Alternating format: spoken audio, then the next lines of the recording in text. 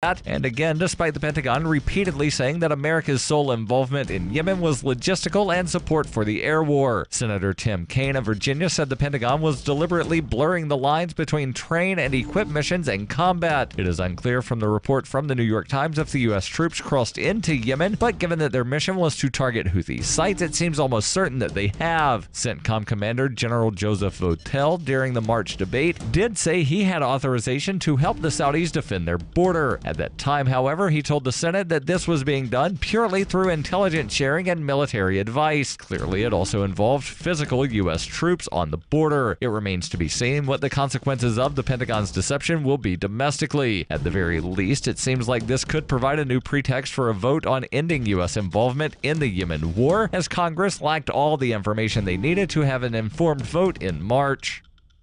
For over 40 years, Roberts & Roberts Brokerage has been a trusted source for buying and selling precious metals like gold and silver. And as a Bitcoin-preferred business, Roberts & Roberts Brokerage has removed the minimum purchase amount for all orders paid in the digital currency. Call Roberts & Roberts Brokerage today for knowledgeable advice on buying and selling precious metals and a forward-thinking approach to new technologies. 800-874-9760 or visit online at rrbi.co.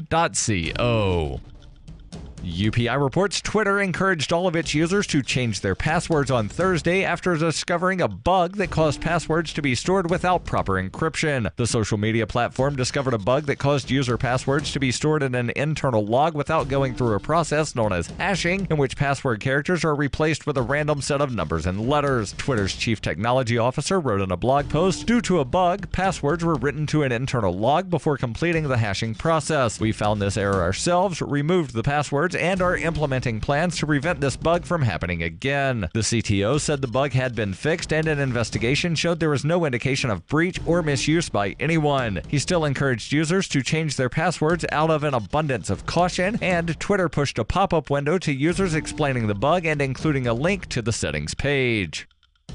Bitcoin Not Bombs is a launching pad for nonprofits and social entrepreneurs into the financial freedom of the Bitcoin economy. Bitcoin Not Bombs offers premium publicity campaigns designed to facilitate an organization's adoption of Bitcoin as a payment system and to fully capitalize on that decision in their fundraising efforts. Bitcoin Not Bombs is fully committed to being the hub of the nonprofit sector of the Bitcoin economy, maximizing the potential cross-promotion of all our clients and commercial partners.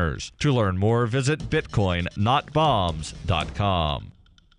Reuters reports the Republican-controlled Oklahoma legislature approved an adoption measure on Thursday that critics say discriminates against same-sex couples, non-Christians, and single parents. The bill would allow faith-based adoption agencies, including those that receive public funding, to turn away would-be parents on the basis of their marital status or religion and religious beliefs. Supporters of the bill said the legislation would open the door for more child placement partnerships. The State House of Representatives approved the bill by a vote of 56 to 21 without discussion or debate, despite vocal objections by the Democratic caucus. Earlier in the day, the Senate passed the bill by a vote of 33 to 7. Opponents of the bill could mount a legal challenge. This has been FPP Radio News. Online at fppradio.com. Zoo visitors watch the mating rituals of the ice cream shop staff, and a serious coworker puts on headphones to focus on his sandwich. Happiness is perpetually fleeting, so try to savor the next few minutes before it disappears once again. This is The Onion Week in Review.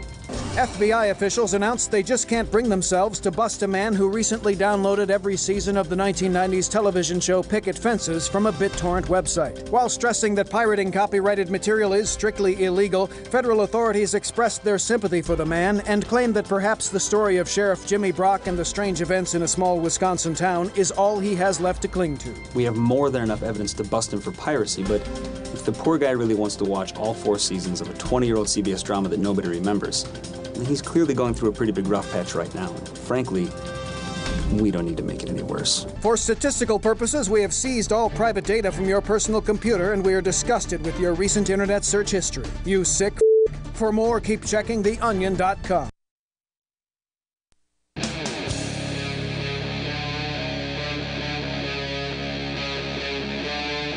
Free Talk Live.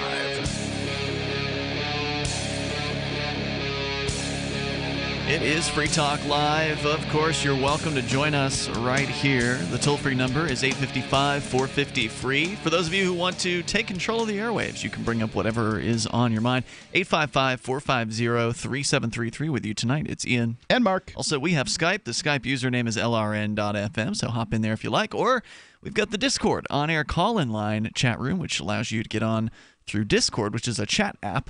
Where normally you can find other listeners and hosts of the show just kind of hanging out and chatting about various different topics before, during, and after the show. Check that out at discord.lrn.fm. As we start here tonight, we're going to talk about political correctness. You've got a variety of PC-related stories, including a Chinese prom dress that has stirred debate over so-called cultural appropriation. It's somewhat new terminology for me, but I remember we talked about it back when Halloween was happening. So it's a big topic around Halloween time. We'll revisit that one. We'll come back to that in a few moments. Also, Kanye West in the news. And to start out tonight, the Boy Scouts changing their name. This was getting some headlines earlier this week. I don't think we talked about it during the week here on Free Talk Live, but we did talk a few months back or several months ago when there was a young lady who was trying to get into the Boy Scouts. And in New York City, I believe, like Manhattan or something, a troop there. And she was, I guess, allowed to get into the Boy Scouts. Yeah, basically she had been hiking with them and participating with them with her brothers for some time. Just in case you're wondering, she's just your average young lady, nothing odd or weird, except that she likes to hike. Yeah. And she didn't feel that the Girl Scouts offered her that. Not that you would know, but do the Girl Scouts not do camping? I have the internet, and according to the Girl Scouts, they camp and they hike, but not often enough. I get that impression. So I did look up real quick what are the difference between the Girl Scouts and the Boy Scouts. I can tell you, I was never in the Girl Scouts. Okay, so were you in the Boy Scouts? I was a Cub Scout. Does that count? Okay, I think so. I made it all the way to the unenviable rank of Weeblos. People have been joking about that forever. Yeah, you'd think they'd change that. No, they didn't change that, did they? I don't know. Well, they didn't change it in 1984 or whatever when I was doing it. So basically the difference appears to be that Girl Scouts are chastened for apparently only having like 2% of their badges be science-focused, whereas the Boy Scouts have 6% of their badges that are science-focused. The Girl Scouts badges are more communally oriented, whereas the Boy Scouts tend to be far more individualistic. So, like it's a chasm in difference. It's like 40% different as far as the badges go. And they don't specifically point out hiking as a difference, but I'll bet you that there's, that Boy Scouts focus on hiking. That's my experience with, that stuff is there's a lot of hiking, knot tying, these sorts of things, the stuff that you'd need to know as a young infantryman, basically. I remember hearing they made like box cars and raced them or something like that at one point. Yeah, there's the Derby. I can't remember what the first part of it is, but Boxcar Derby or something like that. Matchbox. I can't remember what it is. Derby. Anyway, so you carve a car out of balsa wood, put some wheels on it, paint it up, and run it down a track. Whoever wins gets some kind of little medal. I won the one where my father won.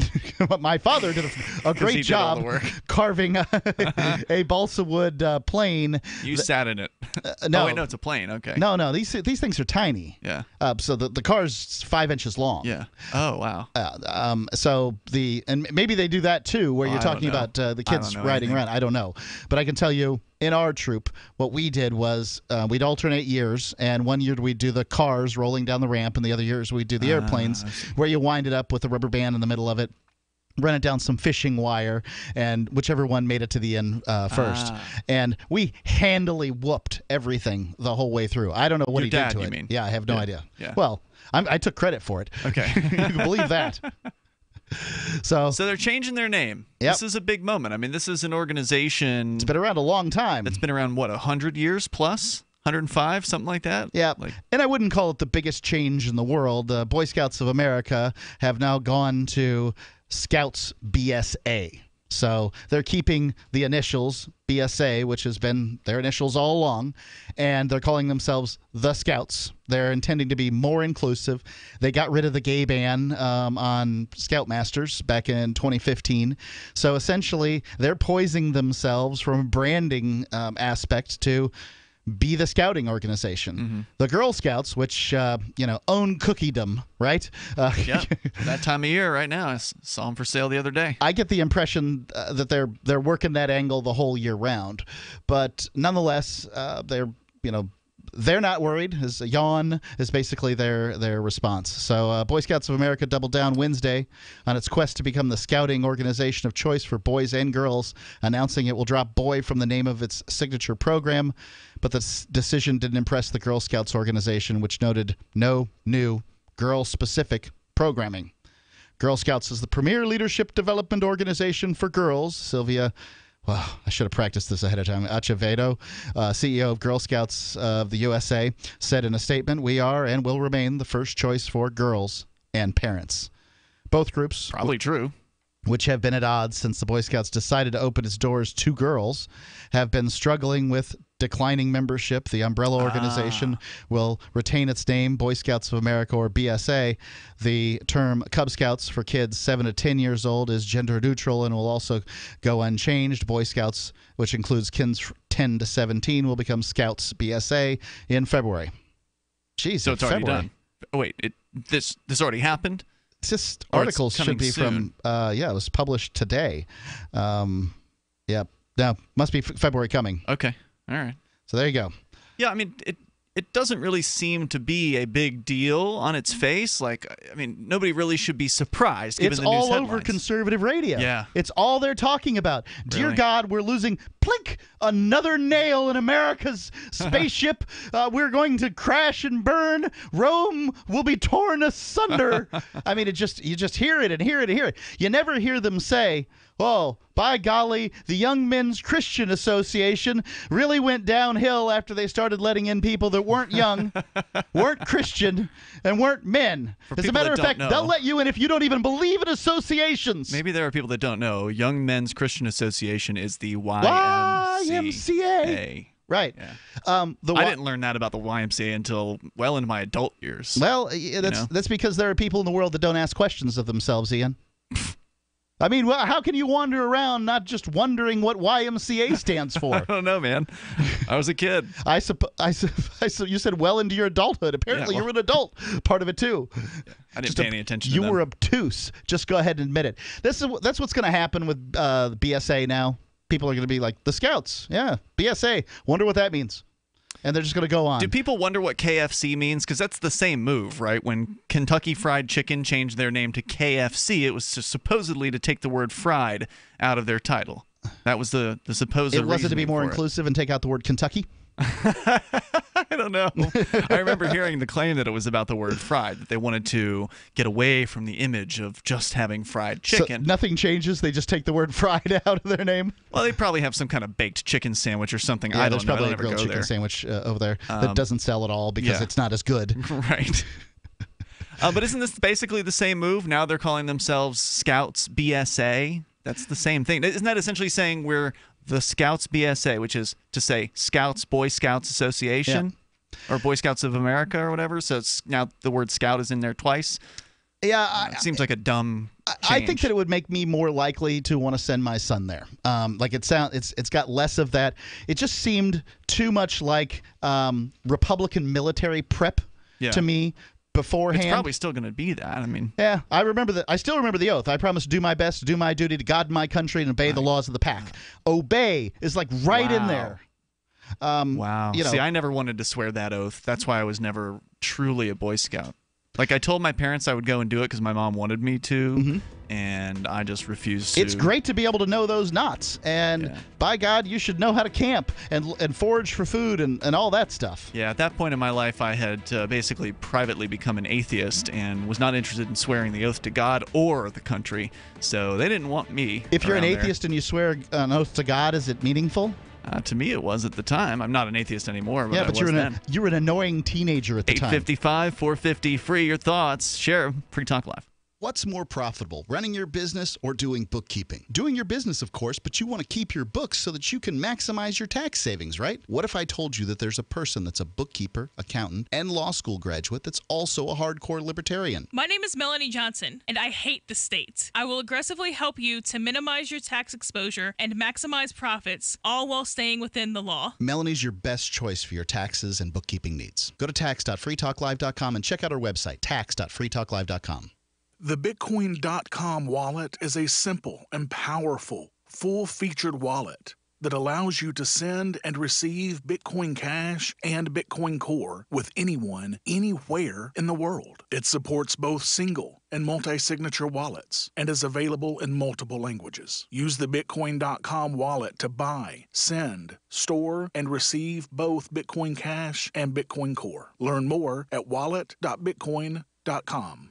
Mother's Day sneaks up and we hit the panic button. We get suckered into online flower giants pitching $19.99 flowers that end up costing $60. Or we grab last-minute produce department flowers that smell oddly like green onions. That tells Mom you don't care enough to send flowers from the Books. That's short for bouquet, and they're booking awesome. Books flowers are as unique and special as your mom. They're freshly cut from Books farms and delivered straight to your mom, so they last weeks, not days. Books even has farms located on the side of a volcano that produce flowers so gorgeous Mom will post pics of them and brag about you. And because Books cuts out the middleman, you'll get amazingly fresh flowers at an amazing price. Show Mom how much you care. Send her artisan design flowers from the Books. Order today and get an extra 15% off when you enter code FTL. That's BOUQS.com. And remember to enter FTL to save an extra 15%. That's Books.com, BOUQS.com. And remember, code FTL saves an extra 15%. The Free State Project has reached its goal of 20,000 liberty lovers who've pledged to move to New Hampshire and get active to achieve liberty in our lifetime. Perhaps you're trying to figure out what part of New Hampshire should be your destination. If so, consider Keene. You'll find more than 150 reasons to move to Keene at move.freekeene.com. Keene is famous for its historic, publicity-generating activism, as well as being the liberty media capital of the world. It's home to freekeene.com, New Hampshire's destination for liberty activism, news, and opinion. For years, we've been compiling over 150 reasons to move to Keene at move.freekeene.com, where you'll learn about some of what's happening here and what makes Keene a great place to live. If you love liberty, you'll probably enjoy anywhere you end up in the Shire. But do your due diligence first. Please visit move.freekeene.com for the full list of over 150 reasons to move to Keene. That's move.freekeene.com. If you want to know the latest about Free Talk Live before we go on the air, all you need to decide is how you want it delivered. It's your choice. Visit news.freetalklive.com. You can get emailed announcements and participate in contests via our email updates list. Plus, we have a Twitter account that you can follow and a Facebook page where you can become a fan. So visit news.freetalklive.com to get news about Free Talk Live as soon as it's announced and the way you want it delivered at news.freetalklive.com. That's news.freetalklive.com. So you've signed the Shire Society Declaration and are planning your move to New Hampshire to be around more liberty-oriented people. Next, sign up for the Shire Society Forum at forum.shiresociety.com. There are a bunch of people there who are already in the Shire, and they want to meet you. If you're already in the Shire physically, you should also come by the forums. Remember, not everyone uses Facebook. New people are signing up for the Shire Society Forum every month, so drop in and say hello at forum.shiresociety.com.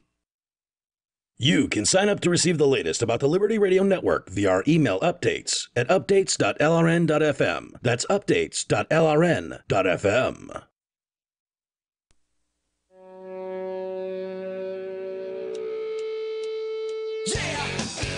Yeah, it's Free Talk Live. Live Saturday edition of the program. Joining you in the studio tonight, it's Ian. And Mark. Our toll-free number for you is 855-450-FREE, like freedom. That's 855-450-3733. It is not too late to get your orders in for Mother's Day over at The Books. Books stands for bouquets, and I think you'll find that they've got an excellent selection over at BOUQS.com. They are freshly cut from Books Farms, including farms on the side of a volcano. Yeah, that makes it a better value. Basically, they're the supplier, they're the distributor. They cut out the middlemen. Well, they really do, yeah. And that means you can get amazing fresh flowers at an amazing price for your mom. Show her how much you care and send her artisan design flowers from the Books, like I did this weekend. You can order today and get 15% off when you use code FTL. That's FTL like Free Talk Live, BOUQS.com. These flowers are booking awesome. Remember to enter code FTL and save an extra 15% at Books.com. As we go to your calls and thoughts, we started out with this story about the Boy Scouts of America changing their name. Apparently, people are upset about this in some quarters. Wondering how you feel. You're, of course, welcome to weigh in on whatever you want as well. Michael in Virginia, listening to WNIS. You're on Free Talk Live. Yes, from Virginia Beach, our big question is, what's in a name? The KGB is no longer called the KGB, but it's still the KGB. Mm-hmm. The Soviet Union is no longer called the Soviet Union, but it's still the Soviet Union. The Department of War is no longer called the Department of War, but it still is the Department of War. Thank you. Now, let's do it this way. Let's say that candidate Donald Trump, in the year 2000, when he was running for the office of president on the Reform Party ticket, let's say he just happened to start dating a woman while he was married to his second wife, and that woman just happened to be from the Soviet Union, if you like, or the renamed KGB, if you like. Now, how do we know that? Because her father was a communist official in the Soviet Union. That is before Slovenia supposedly became a free nation. Are we proposing that Ivanka Trump is a KGB agent? Oh, there's no question but what she is. That's great. I have never heard this before. That's a new conspiracy theory. Yeah, that's good. No, this is one of those left-wing conspiracies, right? Well, listen to how simple it is. It was a classic Russian honeypot situation in which he took a blind date with a woman that he knew nothing about, and he ended up divorcing his wife in order to marry her, and he also ended up taking money from Russian oligarchs and appointing the top officials in his campaign as all strong pro-Russian, strong Russian financial ties. Now, in addition to all that, he goes to the G20 summit with his wife, Melania, the KGB agent. I thought it was Ivanka. That's his daughter, isn't it? Vladimir Putin. What do I know? She sits with Vladimir Putin for 2 solid hours with no American translator present. After 2 hours of talking to Putin alone, she waved her husband over into the conversation. They talked for an additional 1 hour and never reported in violation of security protocol at the White House. So is this like the kind of the lefty version of the whole Obama's not an American thing, like the sort of their version of a conspiracy theory that's difficult to prove? Yeah, how would I go about proving this? Well, listen, you don't go about proving it when you have an officer in the Navy or the Air Force or the Marines who has done the same thing. You don't have to prove anything. He has violated security protocols. He will not be promoted unless, of course, his commanding officer happens to be someone named Jerry Falwell Jr., who nets $200 million a year with his phony college. I'm a little bit lost here. So who's this person that's not getting promoted? How do I prove it? I got confused. Hold on. So wait, who's the person that's not getting promoted? Is this the person who violated security protocols regarding the Trump visit to Putin? Not only that, but long before that, when he went out on his wife and started dating a KGB agent. His second wife. Your allegation is that she's a KGB agent and is it proven that her father was in the KGB, or is that another, unproven allegation? We never prove that anyone is in the KGB. Yeah, how would you do that?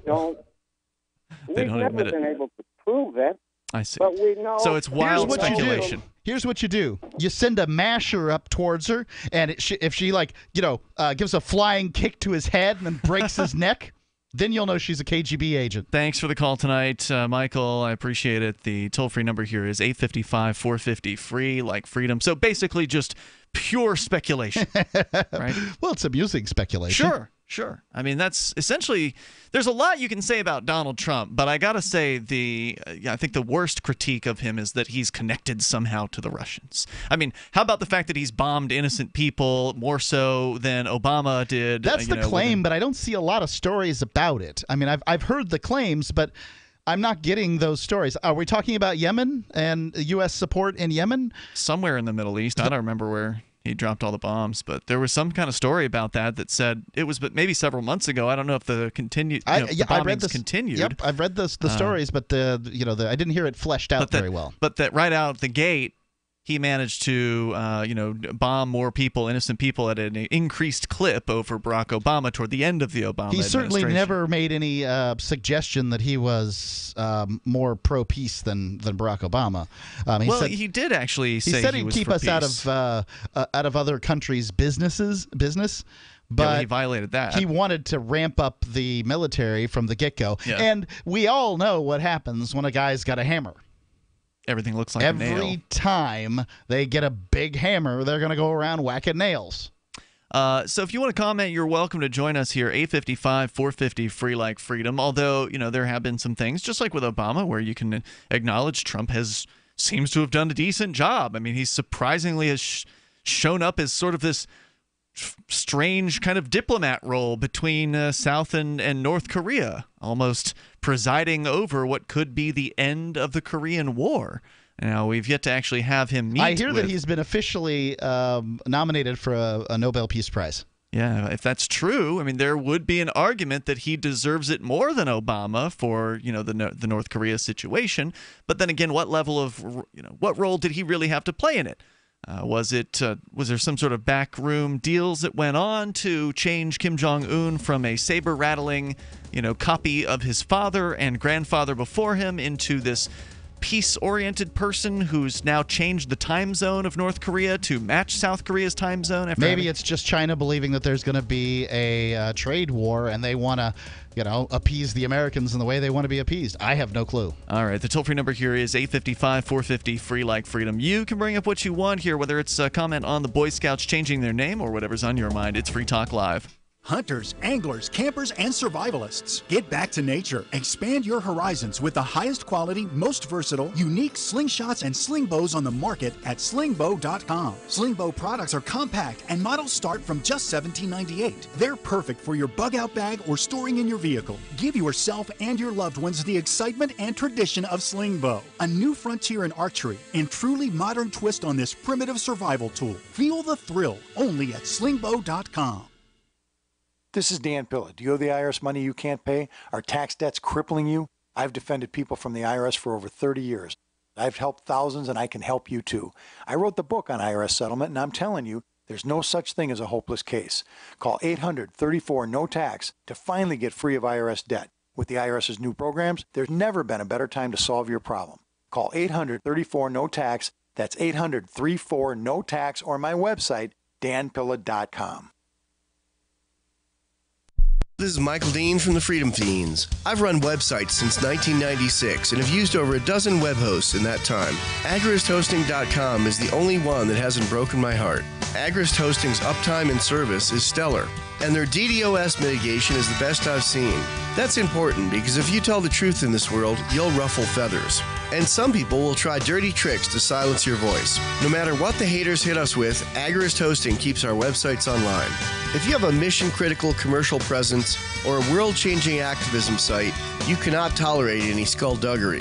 So go with agristhosting.com. Have a WordPress or blog site, but you're not satisfied with performance or uptime? Or just want raw hosting? Want to pay with Bitcoin? Agris Hosting specializes in high-performance hosting with personalized service. Go to agrishosting.com and click on the button that says Get Hosted.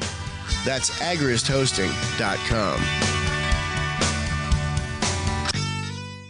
The new 4th edition of Healing Our World, The Compassion of Libertarianism, will take your understanding of liberty to a deeper level and has over 1,300 updated references, new cartoons, and a foreword by Dr. Ron Paul. With discounts for multiple book purchases, the 4th edition of Healing Our World is a great gift for the liberals, pragmatists, environmentalists, and Christians in your life who think libertarianism is cold-hearted. Get yours today at healing.freetalklive.com and use promo code FTL for a $5 discount. Some of you asked, and now we've delivered. LRN.FM's live Keene, New Hampshire studio shows are now streamed in HD on Twitch. Visit our channel at twitch.lrn.fm and give it a follow. If you have Amazon Prime, you get 1 free subscription on Twitch. If you use it on our channel, Twitch will give LRN.FM a monthly piece of your Prime subscription cost. So please watch, follow, share, and subscribe to twitch.lrn.fm. That's twitch.lrn.fm. Is spreading the message of liberty, cryptocurrency, and peace around the globe worth $2 per month to you? As you may already know, in addition to our internet feed, LRN.FM broadcasts on free-to-air satellite across North and Central America, as well as Sub-Saharan Africa. And we've been available on satellite for free 24/7 since 2010. The LRN.FM free-to-air satellite signal is reaching some of the most oppressive regimes in the world, and there's no doubt our ideas are making an impact. You can learn more about the channel's impact by watching the 3-minute video at fund.lrn.fm. If you'd like to help free minds globally with our ideas of liberty, cryptocurrency, and peace, you can donate as little as $2 per month via fund.lrn.fm. You can help us continue and expand our satellite broadcast to multiple continents. Visit fund.lrn.fm today, and thank you for your help. Don't forget to share the link on social media. That's fund.lrn.fm. What's up next? Visit the Liberty Radio Network program guide to find out at shows.lrn.fm. That's shows.lrn.fm.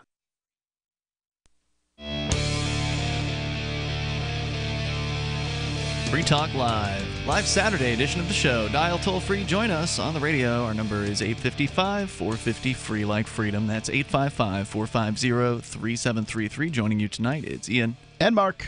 Bitcoin.com. They are loaded up with useful features for you, whether you're brand new to Bitcoin and you just want to learn the basics, or you're old school and you want to get the latest news headlines, or maybe get involved in the Bitcoin mining pool over at pool.bitcoin.com. Whether you've got the technical capability to do the mining yourself on your own computer, or you want to hire Bitcoin.com to do it on theirs, you can do it either way over at pool.bitcoin.com. So go there, learn more about the mining pool. You can mine either Bitcoin Core or Bitcoin Cash. It is up to you, or do them both over at pool.bitcoin.com. As we go to your calls and thoughts here, we've been talking about the Boy Scouts changing their name to Scouts BSA, I think it is. That's right. Their new name.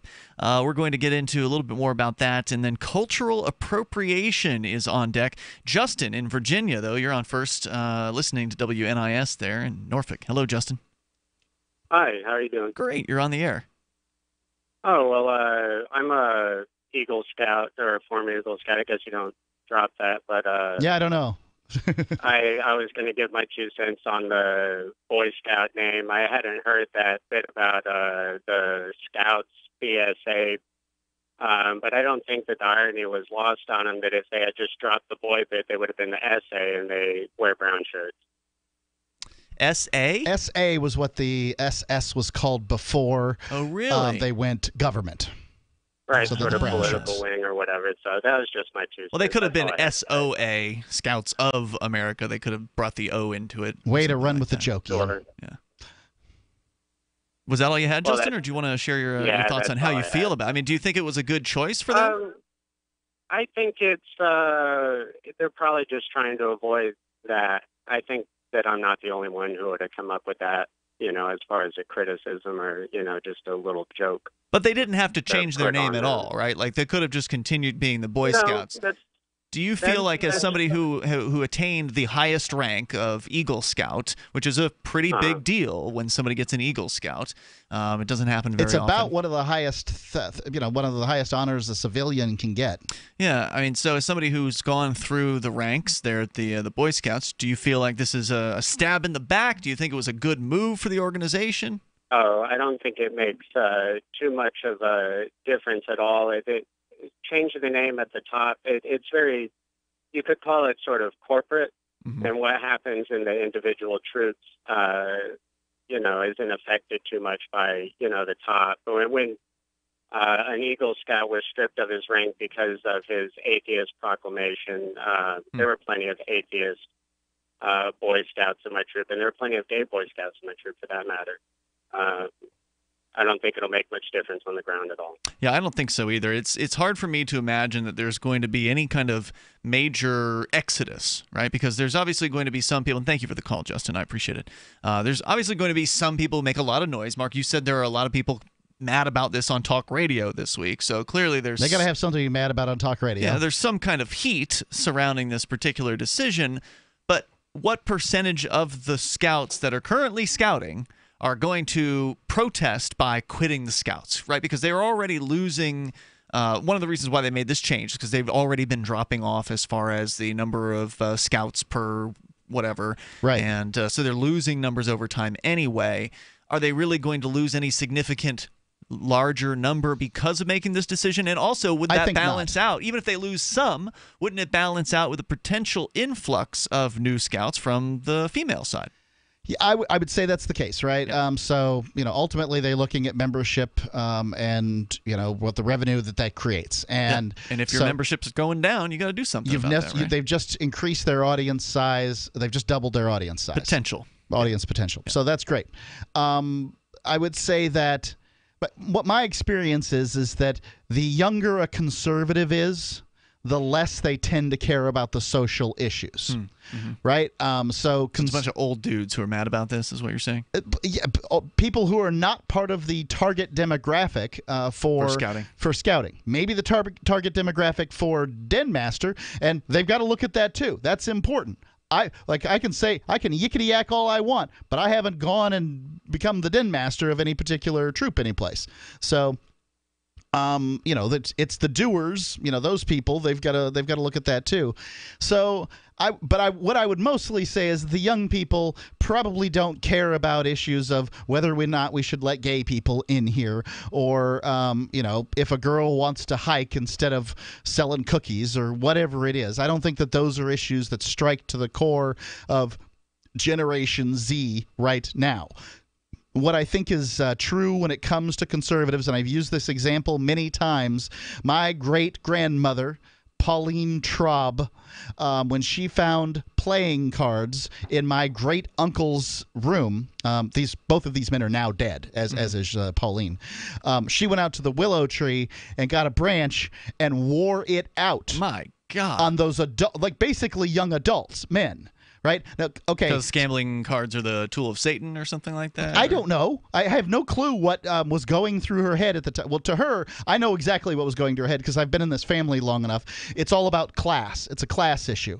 Low-class people gamble. I see. That's what it came down to. But anyway. Low-class people beat their kids with a switch from the backyard, too, lady. I would disagree 100 years ago as to whether or not that was the case. Okay. So anyway, ultimately, is she a conservative? Because there are very, very few people who would do that. It sounds like a conservative move, right? It was a conservative move 100 years ago, but what is it now? And to take some kids playing cards still seems very conservative, right? Very Puritan. That's just nuts, off the board, crazy kind of. Conservatives today would say gambling. What's the big deal? Would they? Yes, they would. Okay. Well, it's still outlawed in most places. Some conservatives, they think you should go to those places to gamble. Look, my family voted Republican all the time. They still played penny Michigan rummy. Look, it's at least here in New Hampshire, I've been to some of the hearings on loosening the regulations on gambling, and it seems to be a bipartisan issue with people on both sides of the aisle against making it legal to They're to always gamble. Worried about the organized crime. I mean, as though But legalizing it would get rid of organized crime from gambling. You can't make make any sense. The worry, from what I understand of having heard the objections, is, people get addicted to this. We can't have something legal that could be addictive. People drive down to Mohegan Sun. Yeah. You're still in it's an hour and a half away. You're not stopping people from getting addicted. That's the claim, though. You know. So if you want to join us here, the toll-free number, 855-450-FREE like freedom. We go to Chernobyl, calling us from Ithaca, New York. You're on Free Talk Live via Skype. Good evening. Hey there. Funny story real quick. When I was a kid, my buddy made me a deck of Magic cards for my birthday. Yeah. And Are we talking? Hold on, before we go on. Are we talking about cards with which you can do magic? Or are we talking about Magic the Gathering cards? Excellent. Okay, thank you. The competitive collectible card game. So he made me a deck so we could play together. That's and then nice of him. My mom threw them away because they were satanic. Oh, but there's angels and stuff in the white deck. No, that doesn't matter. That doesn't work, huh? People who do things like that don't see a lot of nuance. Yeah. I went to a Christian school, and the Bible teacher there was of the opinion that Dungeons and Dragons, this was in the 80s, when Dungeons and Dragons was killing kids in their car while they played Highway to Hell on the radio station, on the radio. He was of the opinion that that was all satanic. There were some kids that wouldn't dress up on Halloween because it's Satan's birthday, or a whole variety Those of poor kids, man. Yeah. They couldn't go to the Halloween parties at the school. Candy. It really comes down to candy. They had to go hang out in the office during the Halloween party if they were at school that day, and it was real obvious. The satanic panic and the kind of frenzy around that actually reminds me of the social justice outrage mob thing we see today, where if you're going and looking for things to get upset about and to panic about, you're going to find them. Yeah, they're everywhere. And people, there is a currency now in being a victim and being outraged. We're to the point where people are deriving their self-image by the things that they claim to oppose. That they're upset about. All right, stand by, Chernobyl. I know you had more comments on the cultural appropriation. That's still to come, by the way. The news story about a dress at a prom and somebody's offended. It's Free Talk Live. I've said it many times on air, and I'll say it here. The New Hampshire Liberty Alliance is one of the most important organizations for freedom in the world. New Hampshire is ground zero for freedom, and the NHLA is the best organization at promoting effective liberty activism. This ad is sponsored by Free Talk Live, and I, Mark Edge, am a lifetime member because I believe in the NHLA. Please check them out at nhliberty.org. Not everyone can move right now, but you can support the cause. Donate top cryptocurrencies or old-fashioned U.S. dollars, nhliberty.org. Visit their website and see what they're all about, nhliberty.org. The Bitcoin.com wallet is a simple and powerful, full-featured wallet that allows you to send and receive Bitcoin Cash and Bitcoin Core with anyone, anywhere in the world. It supports both single and multi-signature wallets and is available in multiple languages. The Bitcoin.com wallet is available on Windows, Linux, Mac, Android, and iOS devices. Learn more at wallet.bitcoin.com. It's about time something new came along for better selling and buying online. And I found it. What now, Marge? It's buysellmakeoffer.com. Never heard of it. It's a brand new company. That's why you've never heard of it. It's the newest and best way to sell any products online. I did all the research. Sell my car? Yes. Our home? Yep. My golf bag? Your golf clubs. All of them. How about your purse collection hoard? Hey, now. You said any product. Right. I did. We get 30 days free. Really? Packages starting from only $9.95. And buysellmakeoffer.com will never charge item fees, ever. Never. And this is cool. Listen to this. You can even use Skype or video to show your items. That's cool. Yes. All we have to do is go to the website, sign up, and then load our stuff to sell. I love this site. Buysellmakeoffer.com. Buysellmakeoffer.com. You got it? Buysellmakeoffer.com. Buysellmakeoffer.com. Better selling, better buying. After this morning's police raid on Cosmopolitan magazine's male pleasure laboratory revealed that test subjects were forced to endure horrific abuses and inhumane living conditions, Onion reporters spoke to 23-year-old Daniel Chertok, one of the numerous men exploited for the monthly magazine's studies on erotic stimulation. It was awful. They drove us wild for days on end. Once they made me lather myself with gallons of sexy bath oils and then read thousands of racy text messages until my eyesight began to blur. Then for the next 12 hours, they blasted sultry songs into my ears and made me simulate 50 crazy hot sex moves. They said I couldn't rest until they found the bliss button on my Randy regions. According to Chair Talk, test subjects were often subjected to hours of grueling experimentation at the hands of female scientists. Chair Talk added that many of his fellow subjects were not lucky enough to survive the excruciating treatment. This is the Onion News Network. Here's a chance to do a little activism while you're cruising Facebook, Twitter, or Google+. Between the LOL cats, the recipes, the hot girls, and the inspirational sunrise memes, Free Talk Live's posts pass by your newsfeed. Like them, comment. It gives us more exposure. If you don't see our posts, click like at facebook.freetalklive.com and then hover over it to click Get Notifications. It's an easy way to spread the ideas of liberty a bit further. I know you're busy, but you can spare that 1/10 of a calorie it takes to click on something. facebook.freetalklive.com. Cell 411 is a free app for Android and iOS that replaces government-controlled 911. Cell 411 allows you to preset a group of friends or private organizations to show up at any emergency. Cell 411 is a nightmare for the state because it proves their so-called services aren't needed. Cell 411 has had thousands of installs, and of course it's covered by the BIPCOT no government license. Cell 411 because your friends won't shoot you when you're in trouble. Without the government, who would build the emergency services? You and Cell 411. Get it today at getcell411.com. If you enjoy LRN.FM, please contribute to your favorite shows via their websites and become an amplifier at amp.lrn.fm. That's amp.lrn.fm.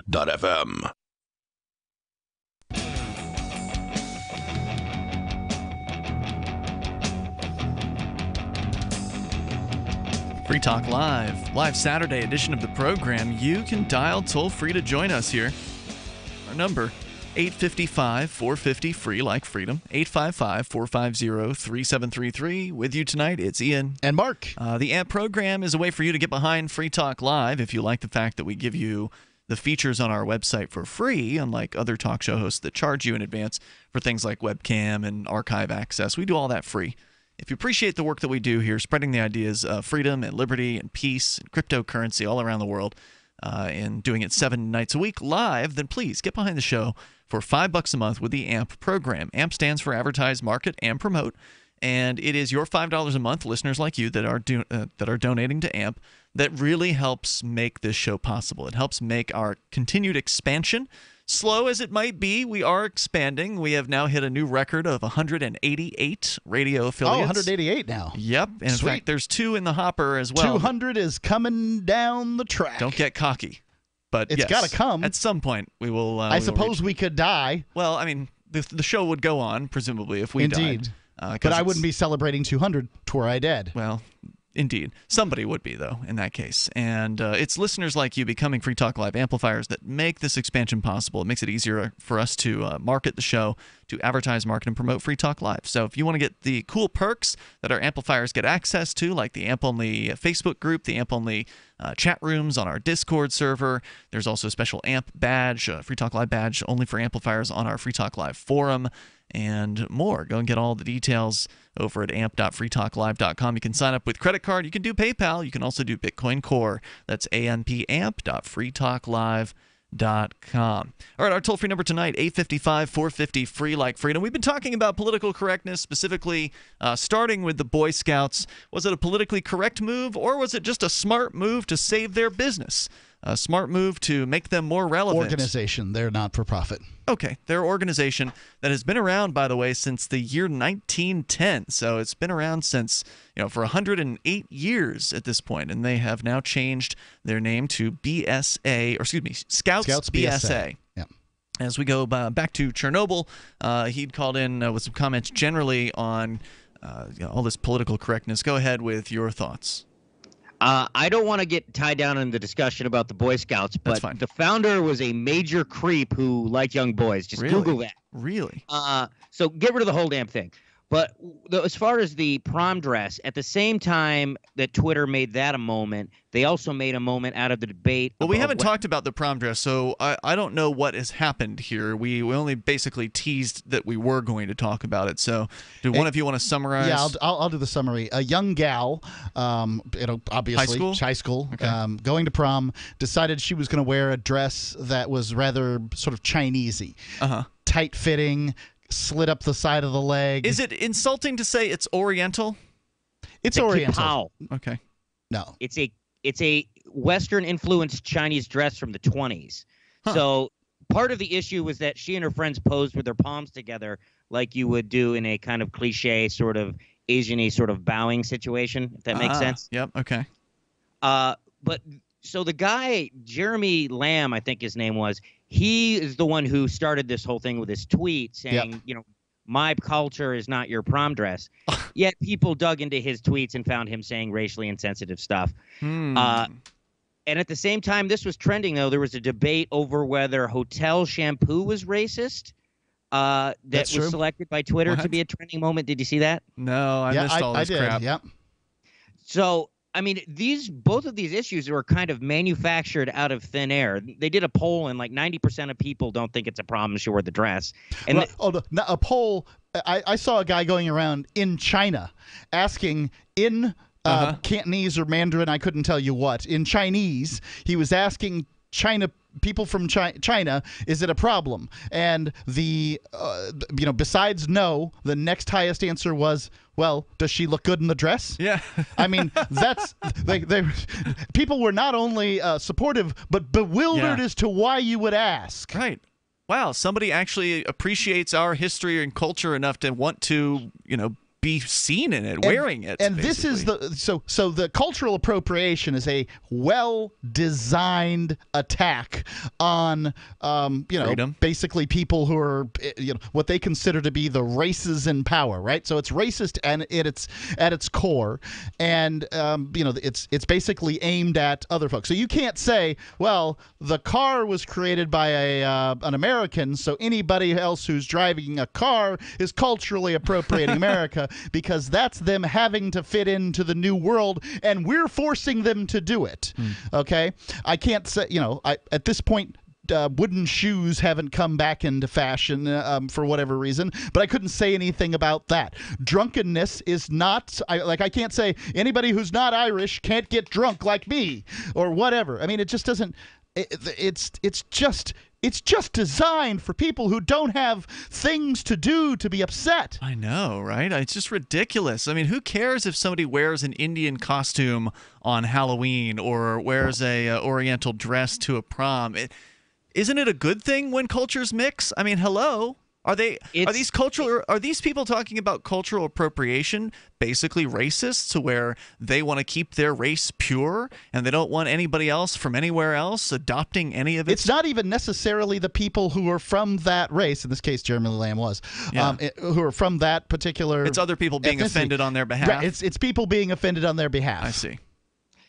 What it really boils down to is that you're a thought criminal if you do not continuously try and factor in how you might be perceived into your behavior, regardless of what your intent is.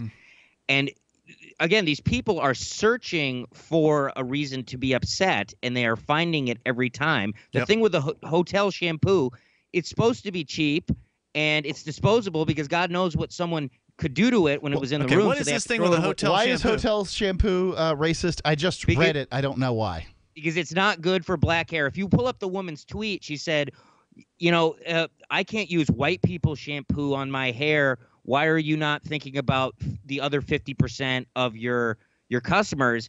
Implying that 50% of people who stay at hotels are African American, black, or whatever you want to call it, which is simply not the case statistically. And it couldn't possibly be. If you need special shampoo for your hair, you should bring your own shampoo. The stuff in the hotel is a courtesy. It's a courtesy. Not like So it's this. Some people say shampoo's bad for your hair. Period. That you're not supposed to. Shampoo's a scam. Yeah. Is it? I don't know. I don't know who to believe. I use shampoo every day. I get scammed every day. I don't use it every day, but I don't shower every day. So. Well, that's the lovely. idea that is today one of those days? Sorry, go ahead. Excuse me? The idea that a hotel not providing special shampoo or the right kind of shampoo to you as a racial affront is an illogical kind of, it's an insane sort of assumption to make, yet people feel empowered by their victimhood and they just take it and they run with it. Next thing you know, Twitter's promoting it as a serious conversation. So everyone who's talking about this nonsense is kind of complicit, myself included. I'm just trying to make heads or tails of it, but it's very illogical. This is not a real discussion. It seems like, and look, I'm not, not trying to narrow this down to a few different cultures. When people get into cultural conversations, especially with people with whom they are part of that culture, they're, the first things they're going to talk about are food, right? And then they're going to talk about how they were subjected by, how they were downtrodden by some group or another. I can tell you that is very true of, the Irish, and in many cases, you'll when you talk to the German types and the Italians and all that, you'll always hear about that group that treated them like crap at one point or another. And it just seems... Even though they may not have been alive, too. It seems like the whole thing around ethnicity is feeling bad for your dead ancestors who did their very best to build an amazing world in which you can live. A lot of this seems like first world problems to me. I mean, people complaining about the shampoo that they get in the hotel. For free. The gratuity shampoo that they're getting, gratis.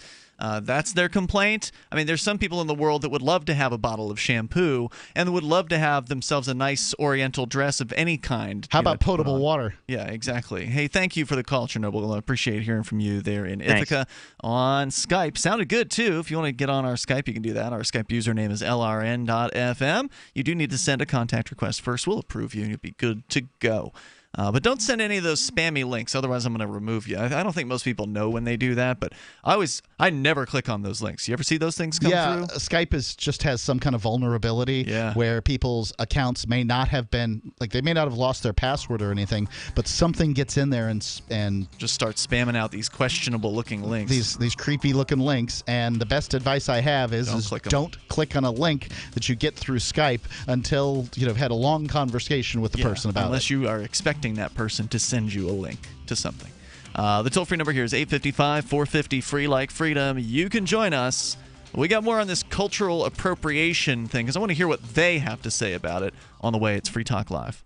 Attention business owners and independent contractors. This is a money-saving message from Tax Mediation Services. If your business owes $20,000 or more in taxes, we can help you today, right now. Listen, dealing with the IRS is no picnic. It's an intimidating and extremely stressful process, and you don't want to go it alone. Our attorneys know every law, every tax break, and every possible opportunity to help you resolve and reduce your tax debt. And if you owe more than $20,000, you may be at the top of their hit list. So don't take your tax debt lightly, because it will not go away on its own. The IRS can seize your bank accounts, your home, and even shut down your business. Call our tax experts today at 1-800-261-9818 and let us deal with the IRS while you focus on your business. That's 1-800-261-9818. Again, 800-261-9818.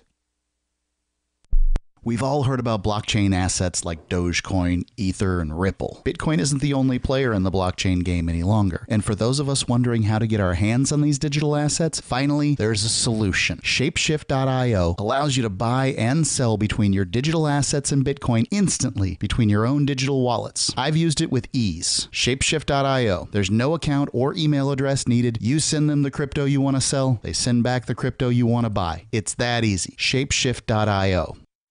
So you've heard all 3 hours of the latest episode of Free Talk Live, and you're still hungry for liberty-oriented audio content? Did you know that we have another 24/7 audio stream at LRN.FM? The Liberty Radio Network airs the latest episodes of some of the best liberty-oriented podcasts on the internet around the clock. In addition to recorded content, you'll also hear live shows like Free Talk Live, originating from our Keene, New Hampshire studio. So listen anytime at LRN.FM. That's LRN.FM. You're listening to the live edition of Free Talk Live. Hour number 2 is next, after the news, here on the Liberty Radio Network at LRN.FM. From Keene in the Shire, the Liberty Media capital of the world, this is Daryl W. Perry, host of FPP Radio News for Friday, May 4th, 2018. Silver is trading at $16.47 per ounce. Gold is valued at $1,314 per ounce. Zencash is trading at $40, and the average price of Bitcoin is $9,628. Antiwar.com reports the U.S. military is more deeply involved in the Saudi war in Yemen than officials ever admitted. In fact, new evidence suggests the Pentagon lied to Congress during the March debate about U.S. involvement, presenting the U.S. role at present being limited to targeting and mid-air refueling of Saudi warplanes. The New York Times is reporting there are actually a small number of U.S. special forces on the ground at the Saudi border with Yemen. Those troops have not only been on the ground since late 2017, but are there on a mission to help the Saudi military fight Yemen's Shiite Houthi movement. No public debate ever took place with respect to this deployment. Indeed, the Pentagon appears to have gone to great lengths not to tell the American public or Congress about the Green Berets they sent to the border. The Green Berets are intended to help the Saudis locate and destroy Houthi missiles and attack Houthi missile launch sites inside Yemen. This has been going on despite the Trump administration telling Congress that America's involvement in Yemen was purely non-combat, and again despite the Pentagon repeatedly saying that America's sole involvement in Yemen was logistical and support for the air war. Senator Tim Kaine of Virginia said the Pentagon was deliberately blurring the lines between train and equip missions and combat. It is unclear from the report from the New York Times if the U.S. troops crossed into Yemen, but given that their mission was to target Houthi sites, it seems almost certain that they have. CENTCOM Commander General Joseph Votel, during the March debate, did say he had authorization to help the Saudis defend their border. At that time, however, he told the Senate that this was being done purely through intelligence sharing and military advice. Clearly, it also involved physical U.S. troops on the border. It remains to be seen what the consequences of the Pentagon's deception will be domestically. At the very least, it seems like this could provide a new pretext for a vote on ending U.S. involvement in the Yemen war, as Congress lacked all the information they needed to have an informed vote in March. For over 40 years, Roberts & Roberts Brokerage has been a trusted source for buying and selling precious metals like gold and silver. And as a Bitcoin-preferred business, Roberts & Roberts Brokerage has removed the minimum purchase amount for all orders paid in the digital currency. Call Roberts & Roberts Brokerage today for knowledgeable advice on buying and selling precious metals and a forward-thinking approach to new technologies. 800-874-9760 or visit online at rrbi.co. UPI reports Twitter encouraged all of its users to change their passwords on Thursday after discovering a bug that caused passwords to be stored without proper encryption. The social media platform discovered a bug that caused user passwords to be stored in an internal log without going through a process known as hashing, in which password characters are replaced with a random set of numbers and letters. Twitter's chief technology officer wrote in a blog post, "Due to a bug, passwords were written to an internal log before completing the hashing process. We found this error ourselves, removed the passwords, and are implementing plans to prevent this bug from happening again." The CTO said the bug had been fixed and an investigation showed there was no indication of breach or misuse by anyone. He still encouraged users to change their passwords out of an abundance of caution, and Twitter pushed a pop-up window to users explaining the bug and including a link to the settings page. Bitcoin Not Bombs is a launching pad for nonprofits and social entrepreneurs into the financial freedom of the Bitcoin economy. Bitcoin Not Bombs offers premium publicity campaigns designed to facilitate an organization's adoption of Bitcoin as a payment system and to fully capitalize on that decision in their fundraising efforts. Bitcoin Not Bombs is fully committed to being the hub of the nonprofit sector of the Bitcoin economy, maximizing the potential cross-promotion of all our clients and commercial partners. To learn more, visit bitcoinnotbombs.com. Reuters reports the Republican-controlled Oklahoma legislature approved an adoption measure on Thursday that critics say discriminates against same-sex couples, non-Christians, and single parents. The bill would allow faith-based adoption agencies, including those that receive public funding, to turn away would-be parents on the basis of their marital status or religion and religious beliefs. Supporters of the bill said the legislation would open the door for more child placement partnerships. The State House of Representatives approved the bill by a vote of 56 to 21 without discussion or debate, despite vocal objections by the Democratic caucus. Earlier in the day, the Senate passed the bill by a vote of 33 to 7. Opponents of the bill could mount a legal challenge. This has been FPP Radio News. Online at fppradio.com. George W. Bush may be retired from politics, but he's keeping busy with his new hobby of painting. Today, the Picasso-in-chief tweeted his latest picture, a turkey sandwich and glass of lemonade in front of the ghost of the Iraqi child that follows him everywhere. Rebecca Mira has been following the flourishing art career. He's pretty good, Rebecca. Yeah, well, Rachel, Bush doesn't claim to be a great artist, but as he put it, not bad for an old man, huh? Not bad at all. He says he likes painting simple things he sees in everyday life, like his dogs, that dead Iraqi child. You can see that Bush's art is improving over time if you take a look. At first, he could barely draw the Iraqi child's transparent hands, but now they look much more realistic. Much more. You know, I'm not surprised that he's getting better. Bush practices constantly. And Laura Bush says he's more focused than ever, locks himself away for hours at a time and won't talk to anyone while he's painting. Yeah. Makes you wonder if history will look back on Bush as a politician or the next Rembrandt. Up next, a study found that drinking red wine once a day can help the body get hammered. This is the Onion News Network.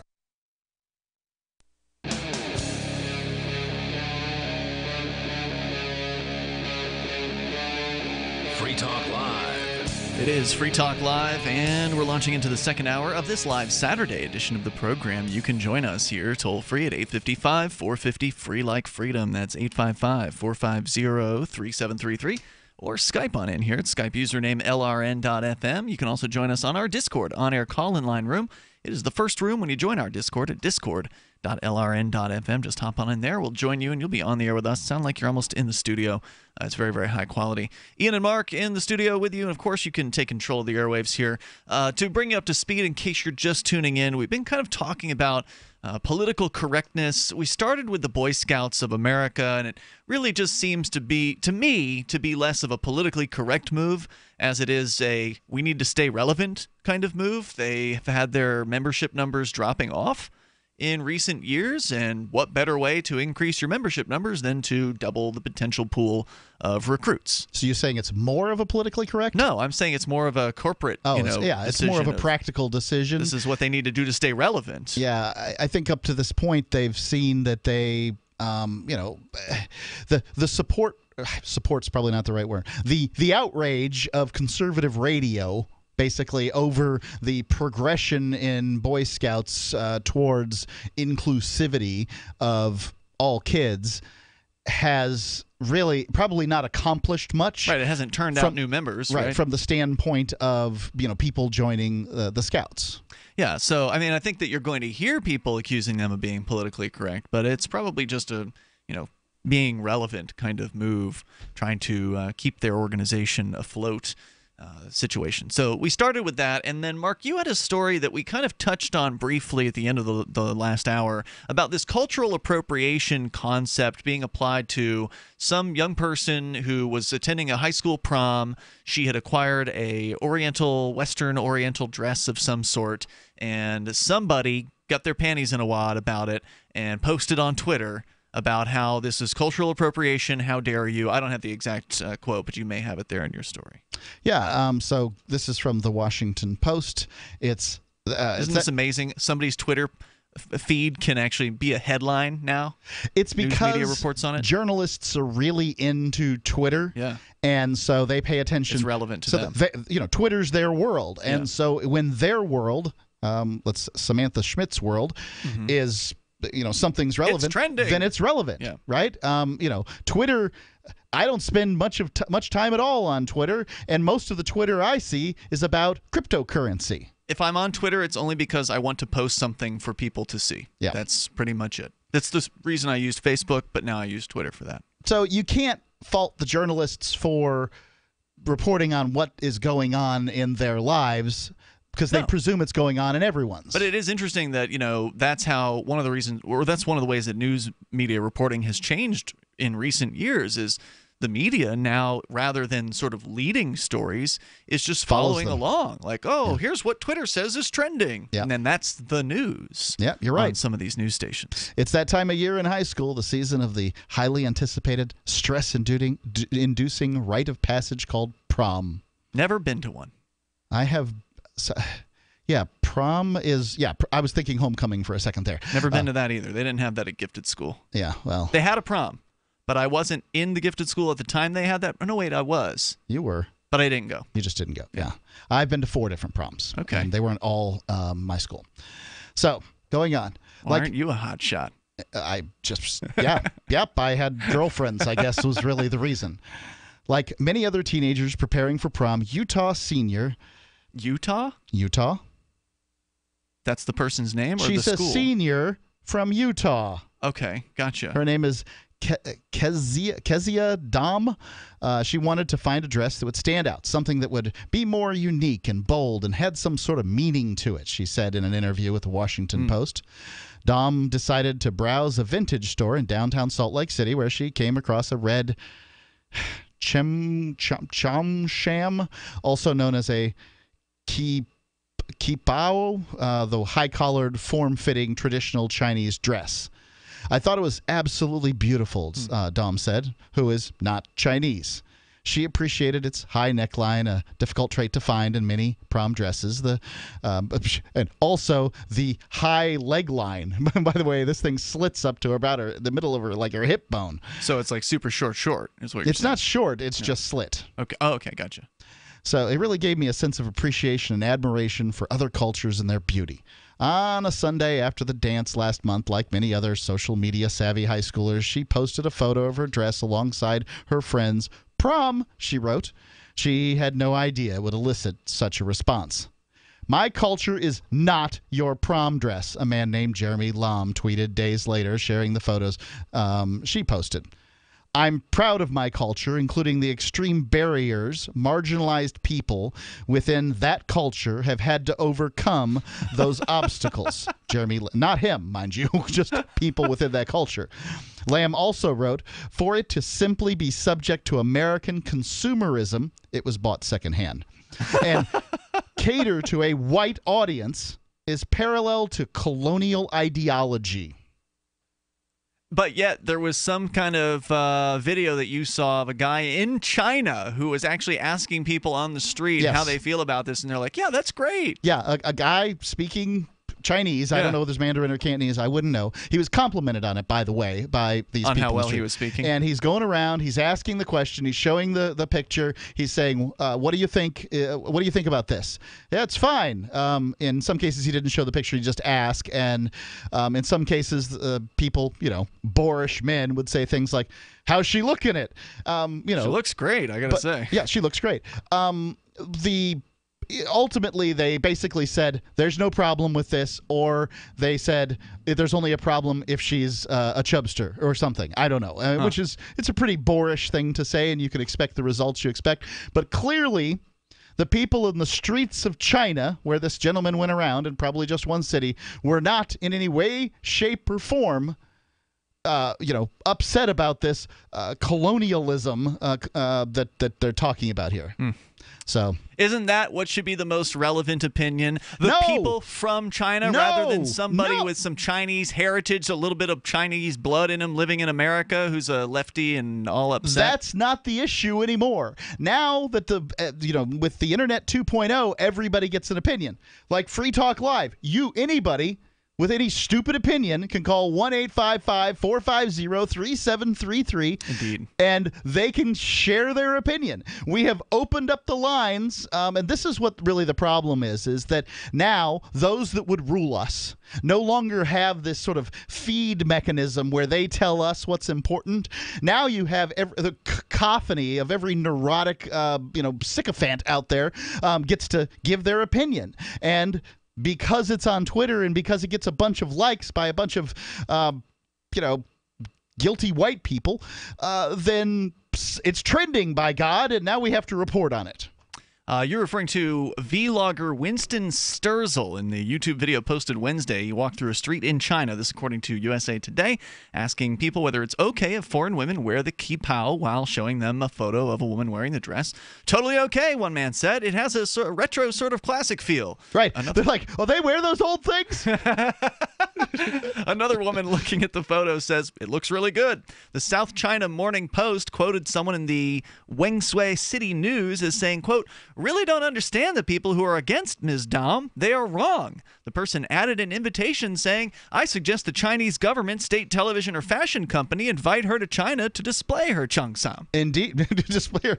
You want to come to China and show your cheongsam? Yeah, I would agree that that's the way to do it. So let's go on here and read some of the... By the way, she said in an email to China Daily that she's been overwhelmed by the many people from China who have both reached out to her and have posted to social media their viewpoints. I thank them for their moral support regarding my decision to wear a kipao. So she doesn't sound like she's sorry for it, so that's good. She's standing by her decision. She's not sorry. She's stunned. Yeah. She did not expect this to happen. Right. She's just posting prom pictures, and some creep runs across them and then decides that he's going to make a big deal about it. Now, was this Jeremy Lamb guy one of her co-students, or just some random rando on Twitter? I don't know how he got about it, but best I can tell, he's a rando on Twitter. Okay. So going on, the tweet, which has been shared 42,000 times, spurred an onslaught of similar criticism from Dom's prom dress, with many people on Twitter accusing her of cultural appropriation.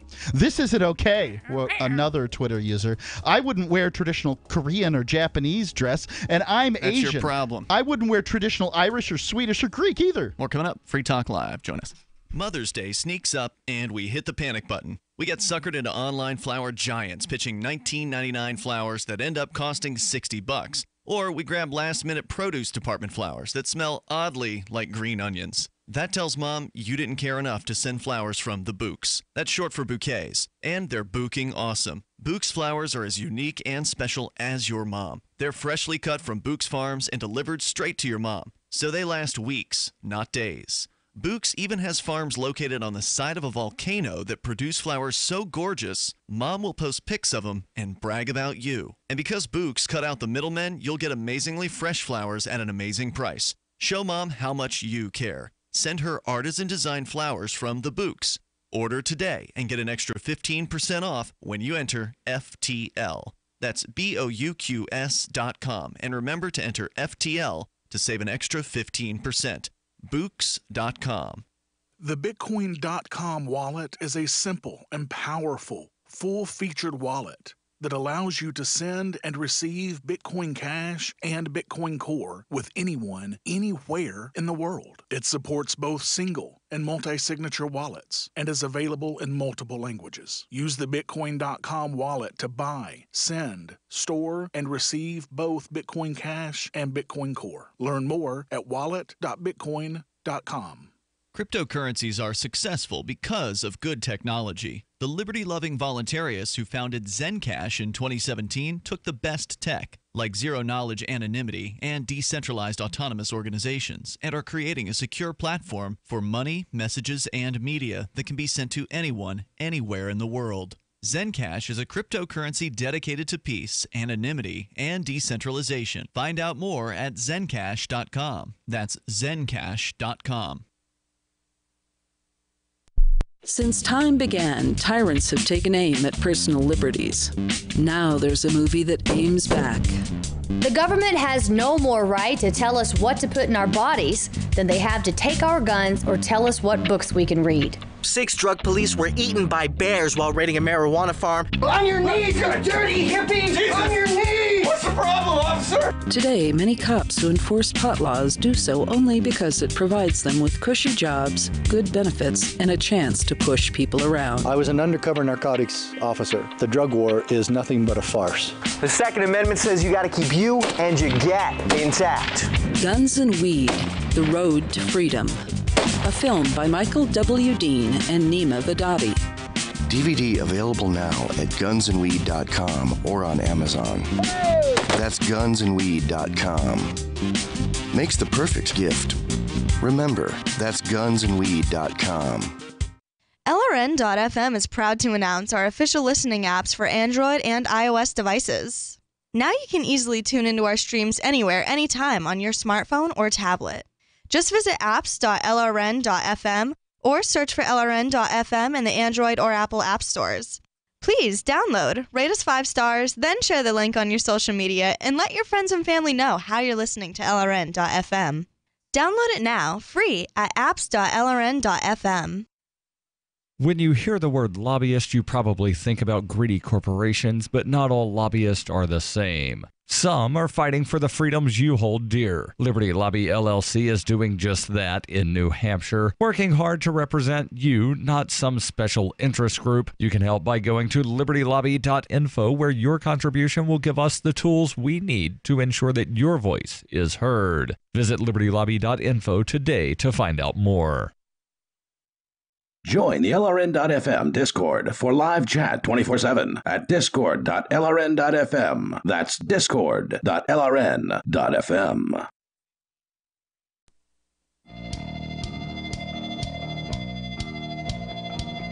It's Free Talk Live, 855 450. Free like freedom. If you want to join us here on the radio, 855-450-3733. We've got Skype as well. Skype username is LRN.FM. And joining you tonight, it's Ian. And Mark. Don't forget, we got the Discord on-air call-in line room. Go to discord.lrn.fm. You can hop in there, too. That's another way for you to get on the air with us.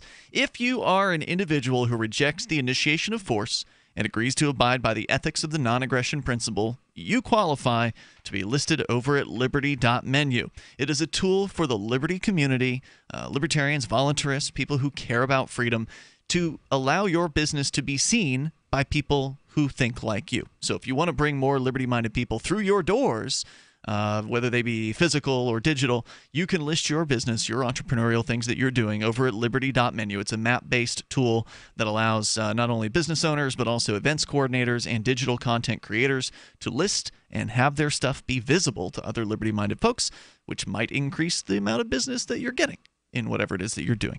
So head over to liberty.menu. You can add whatever it is you want to liberty.menu completely free, so long as you, again, qualify as a liberty-minded person.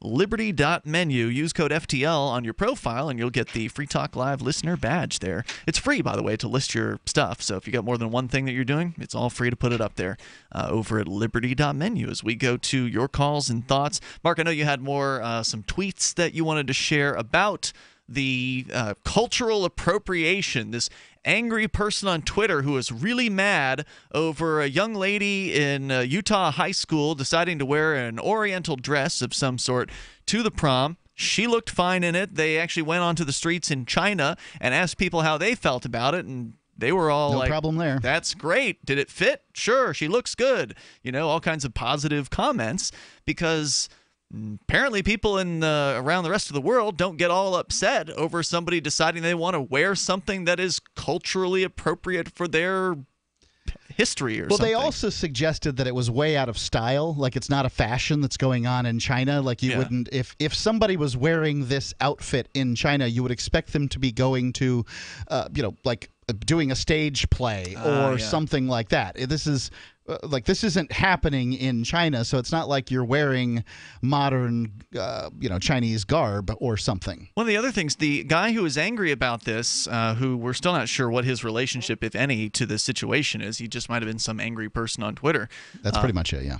And I don't have his quote right in front of me, but it was something about my culture, that he owns. My culture is not your prom dress. Yeah, the idea that he owns that culture, that he gets to decide what it is that somebody does with some aspect of that culture just seems absolutely ridiculous on its face. Well, I mean, why do people take this seriously? I don't know. It's one of the aspects of sort of democracy. Everybody gets a say. Everybody gets to chit-chat. Everybody gets to talk. Well, this one guy, Jeremy Lamb, got to say his thing, and about 1,000 people agreed with him and liked his thing, and it was shared 42,000 times. A bunch of other people are like, "Are you crazy? This is stupid. Why are you harassing a high school girl about your opinion about her dress?" Well, maybe she should have paid him to do it, because it's actually worked out pretty well for her. I was on her Twitter profile. Her name is what was it? Keziah, I think it was. It's quite a name. Keziah, and that's basically her Twitter handle. And she's got like 33,000 followers now. Like if you scroll back on her feed from before this controversy, she might have had a dozen likes on her posts, and now it's like tens of thousands. And she's been on the news. She's been interviewed, and apparently she's a young artist, and she didn't get attention for her art, but now she is. Now she is. Yeah, people are going to follow her profilers as a result. It's an original Keziah. So maybe she should send this a-hole a thank you. Anyway, let's go to your calls and thoughts here. Let's go to Duke in New Jersey. You're on Free Talk Live. Hello, Duke. Hey guys, how you doing? Hey, Great show. You're on the air. Yeah, I'm really upset over the guy that was harassing the girl about her prom dress. I mean, a lot of these people just hide behind some internet and post whatever they want. Personally, myself, I don't use Facebook. I don't tweet. I don't blog. I mean, I'm 57 years old. I'm retired. I go fishing. I do whatever. But these people just get out of hand on this computer. And I wanted to comment. To be fair, you are commenting on the radio, so this is sort of like the previous version of the internet, right? Whereas before you had... Exactly. The radio is where to go. I know that. I wanted to comment on the Scouts, which is basically a Boy Scout and a Girl Scout. Yeah. Now, now listen, guys, why should a girl join the Boy Scouts and they change the name to Scouts? And then the Girl Scouts are upset because the girl is wanting to be a Boy Scout. Why don't they just go all Scouts, girls and boys, and everybody just go and merge? Fire and, it doesn't look like the two organizations have. Yeah, the two organizations weren't started together, and the Girl Scout was started after the Boy Scouts were successful, and they have never been one organization, even though they both call themselves Scouts. That's really the only relationship between the organizations. It doesn't look like the Girl Scouts have any interest, and they're a very successful cookie sales organization. Right? Why should they bring it? Why should they cut in the Boy Scouts after they've built this cookie business for so many years? And beyond that, the Girl Scouts would argue that they offer a girls-oriented curriculum, and so why would they want to water that down? Okay, well let me run this by you. What if some kid that was like 10 years old he was a boy and he wanted to join the Girl Scouts? Would that be politically correct? Or which bathroom would he use or anything like that? I couldn't tell you what the Girl Scouts will do with a young man that wants to join a boy. Happened, right? It must have. I'll hunt down the story and try something out later once I've got a chance to do a little bit of research on it. But the best I can tell that I don't know that that's ever happened. That would be up to the Girl Scouts. Which bathroom does he use is, I don't know. Does anyone care what bathroom 10-year-olds go in? I really don't. I mean, I think there should be two, one for a man and one for a woman. I mean, figure it out. I don't really understand what's going on in the 21st century, and I really wish it was back in the 19th century, to be honest with you. And I would rather there's have always a smallpox horse at this point. Here's a headline. I don't know if it's true from unitedfamilies.org/abstinence. So it sounds like a real fun bunch. By now, headline here, November 1st. This appears to have been maybe last year. Not sure. By now, you might have heard a Girl Scouts of Colorado flip-flopped on their decision to allow a boy to become a Girl Scout. So maybe they had said they wanted that, and then they went back on it. So yeah, this has happened. Just to confirm somebody has wanted to do that. It's a private organization. They can make whatever rules up that they want to.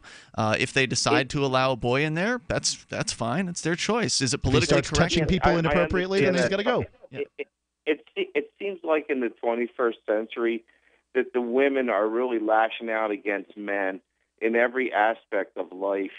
Well, that's a very generic statement. I mean, most women don't give a flip about all this stuff that gets talked about on the radio. I can assure you. Yeah. They. Okay. Well, I'm a big radio listener because I don't even watch TV. I cut the cable like 3 years ago. So. Well, even if you're just listening to the radio, you're still getting a skewed perspective, right? It's that tiny little fraction of a percentage that makes a lot of noise that you hear about. Duke, I want to thank you for the call, man. I do appreciate hearing from you. Have a great. We will. The toll-free number here, 855-450 free like freedom. 855-450-3733. Remember, even though talk radio is very popular, it still only probably attracts no more than 5% of any general area's potential listenership, if it's doing well. There's more coming up here. It's Free Talk Live. Water is the single most important thing your body needs, so you want to be sure it's the best for you and your family. Since 2005, thousands have depended on Berkey purified water. The Berkey Guy provides the lowest priced filtration systems in every size. For incredibly delicious water now and in an emergency, get to GoBerkey.com or call 877-886-3653. 877-886-3653. GoBerkey.com. Join me, George Norrie, in Indian Wells, California, June 1st through the 4th for the Contact in the Desert UFO Conference, an epic weekend of exploration into ancient aliens, human origins, crop circles, and UFO sightings. More than 100 lectures, panels, workshops, and events with leading experts Giorgio Tsoukalos, David Wilcock, Linda Moulton Howe, Eric Von Daniken, Corey Good, Doc Wallach, and more. Get tickets at contactinthedesert.com. It's time to make contact. Contactinthedesert.com. Hey guys, Mark Claire here, lionsofliberty.com, where we strive to advance the ideas of liberty daily. We bring you the Morning Roar. That's right, every Monday to Friday we'll have a brand new edition of the Morning Roar, where we provide a roundup of some news stories that you may not find in the mainstream media or even in your typical social media newsfeed. We find stories that relate to the ideas of liberty and provide you with our liberty perspective on them. Every Monday, we have our longest-running feature, Mondays with Murray, named after the great libertarian Murray Rothbard, where we'll examine an article or an excerpt from his works and help convey his view, along with our little spin as well. We wrap it all up every Friday with Felony Friday, where our own John Odermatt goes out and takes a look at some sort of felony. There's felonies committed every day, you know, whether it's a felony committed by the police, a politician, or even an average citizen. You can find all of this and so much more over at lionsofliberty.com. Advancing the ideas of liberty daily.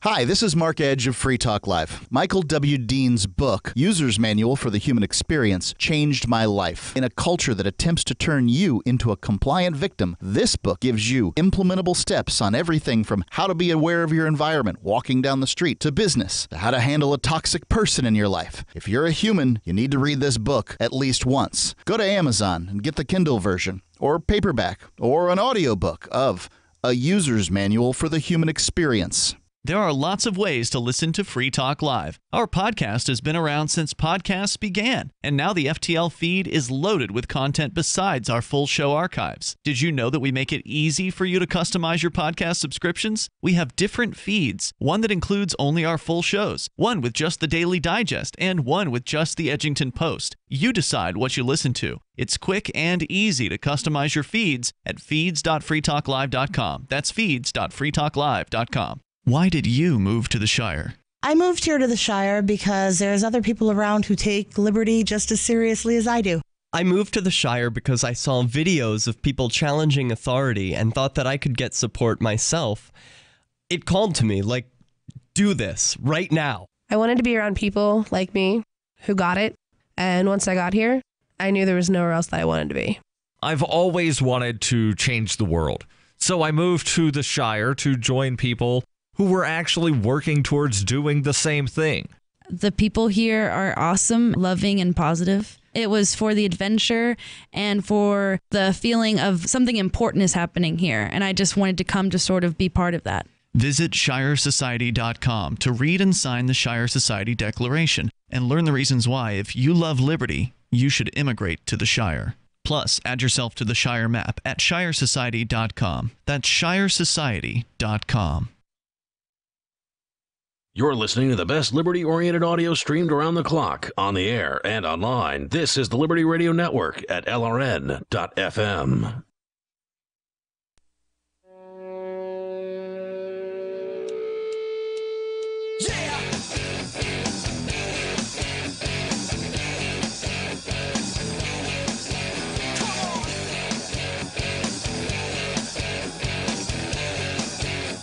This is Free Talk Live. The toll-free number here, 855-450-FREE like freedom. If you want to join us, you can take control of the airwaves on this live Saturday edition. With you tonight, it's Ian. And Mark. We've been talking about this ridiculous story about so-called cultural appropriation, which is this new idea that I'd never heard about until last year, that it's somehow insensitive or rude or outrageous to dress yourself in designs, fashion that may not have been what your ancestors dressed in. Right, and I think that should be there should be a distinction between that and intentionally being insulting, right? Like you could dress up in a way that's really, really insulting to some particular ethnicity or whatever, but that's not what we're talking about, and that's generally not what's going on. If you want to comment, you're welcome to join us. Toll-free number 855-450-FREE, like freedom, 855-450-3733. Also want to let you know about Zencash. If you're interested in cryptocurrency and you know the basics, you're ready to expand out, maybe get something in addition to the classic Bitcoin, which seems like everybody's got some of that, who's into cryptocurrency. Where do you go from there? Well, there's 1,500 plus other choices in the world of cryptocurrency. Where do you start? Well, how about start by looking at Zencash? If you care about privacy, you need to know about Zencash. Bitcoin's great, but it doesn't have privacy features. Zencash has some of the best privacy technology built into it right from the beginning, called Zero Knowledge Anonymity. You can obviously go and dig as deep into that technology as you'd like, but it is great technology behind Zencash. In addition, they're secure. They've got more than 11,000 secure nodes, which means that Zencash has more secure nodes than even Bitcoin has of its full nodes. So that means that it's that much harder for the Zencash network to be brought down by anything. It's a very secure network. You can go and learn more about Zencash over at zencash.com. You'll also learn, if you read the white paper, that it was founded by voluntarists, people who love liberty and who understand what it means. They've written voluntarism right into the white paper. See it for yourself over at zencash.com. That's Z-E-N, zencash.com. As we go to the phones and to the fun. It's Lawrence in California first. Lawrence, you're on Free Talk Live with Ian and Mark. Lawrence in California. Oh, hello. Hey, you're on the air. Yeah. I just wanted to say, nowadays, you'll see people, what they'll do is they'll sit back and they'll cook up something. They say, okay, let's do this. I'll do this thing. I'll put some photos up of me in a dress. And then you have to be at a prom. Could have been in a prom. But then they have their friend elsewhere outrage about it. And that's the way they get the hit, the like on their... and it's an old trick. I mean, Rush Limbaugh has used this for years. He'll Really? say something, the most ridiculous statement in the world just to get people divided. They're very, the conservatives are very divisive in their news. And it's the old tactic, divide and conquer. Keep people fighting over, squabbling over stuff. They'll forget about the things that they have in common, like clean water, good food, all of that stuff. And it's just a perfect way to, it could be much ado about nothing, this whole thing. The girl. Oh, it's definitely much ado about nothing. But are you suggesting that this was some sort of plot that she concocted with the angry guy on Twitter? I'm saying it could be. And how do we know it's not? It's a great way, and people do this kind of stuff on YouTube all the time. They'll put something on a site, or they'll make a statement. They call them trolls on YouTube. They'll say something that they know really get somebody angry, or get a bunch of people angry. They'll put it, and then they get all these posts back, replies back to them. And what they're basically doing, well, trolls are basically seeking attention, but this girl obviously is seeking, I'm not saying if she did it, then she would be obviously seeking If she set this up, it was brilliant. I mean, if this whole thing was a setup, it's awesome because it worked.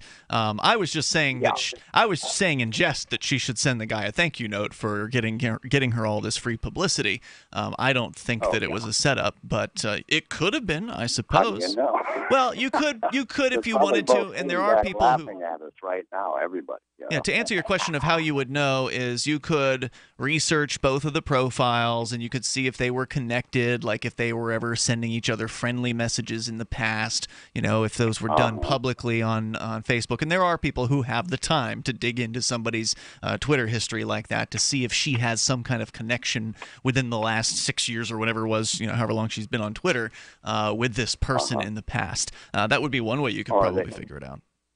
Maybe, or she could have also just had somebody say, hey, look, you have a Twitter account. They said, no, okay, we're going to set you up one. This is a person who likely had an account that had been around for a little while. Yeah, there's some history to this particular account. So it wasn't a fresh account. Lawrence, thanks for the call. I do appreciate being a skeptic on this. There's no doubt about it. That could be the case. I tend not to think that there was any collusion beforehand, but I think Lawrence is correct that there is the American public and probably the public worldwide, I don't know. I live here. I get the news cycle here. And the American public is way too concerned about nonsense and not nearly concerned enough about important stuff. Yeah. And to my mind, right? Like, it's all what we value. But that's what he was saying. It was a distraction from real this issues. is full on a distraction. Well, here we are talking about it for an hour. Right, absolutely. If you care, well, the phone lines are open at 855-450-3733. If you want to bring us back to, whatever it is that you think is important, that's fine. But that's not how the internet works, okay? That's not how the news cycle works. You don't get to control CNN. Free Talk Live, you can call in and change the subject. And, we'll stay on it as long as we feel like staying on it. But I think it's instructive to talk about just how ridiculous some of this stuff is so that we spend, that we're not just constantly getting derailed by it, because that's what it seems to be. It seems to me that there is there's a noisy portion of the population that constantly wants us worried about pronouns and bathrooms and my gender dysphoria. And, I don't care what you put on your body. It's indeed, up to you. it's your business. Yeah. I support you doing what you want to do. You do you, and I support that. Yep. But that's what makes the world a beautiful place, is all the variety out there. This guy out here worried about what somebody else is doing. She's doing me. She's not allowed to do that. He wishes.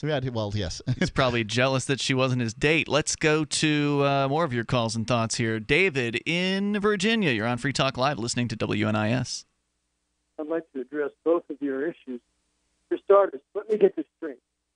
You have an organization that was formed to channel the activities into a positive direction, the activities of adolescent horny boys.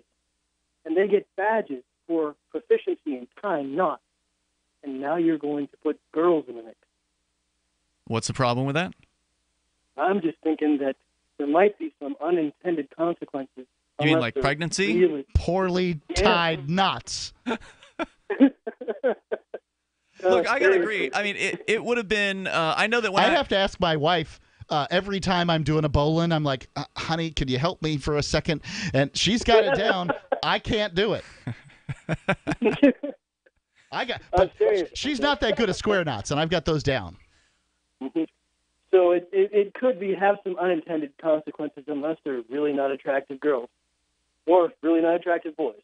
Anyway. Well, those are the consequences of places like church youth group and school and everything else. Well, I guess he's suggesting that if they're on a camping trip, there might be some unsupervised time in the woods. There's always a little unsupervised time, but believe me, it's not like the people who are going on these camping trips, the idea of sex is new to them. The den masters are familiar with this particular activity. Keep an eye on them. But there is something else. This young lady with the dress, I think that's much to do about nothing. I do not plan on apologizing for my favoring Frank Lloyd Wright and all of his influences or anything that has mixed in with our culture. America is a mixture of so much. Yeah, and that's what makes it a great place, is all those cultures mixing. Thank you, David, for your call tonight. I appreciate hearing from you. There's more coming up. It's Free Talk Live.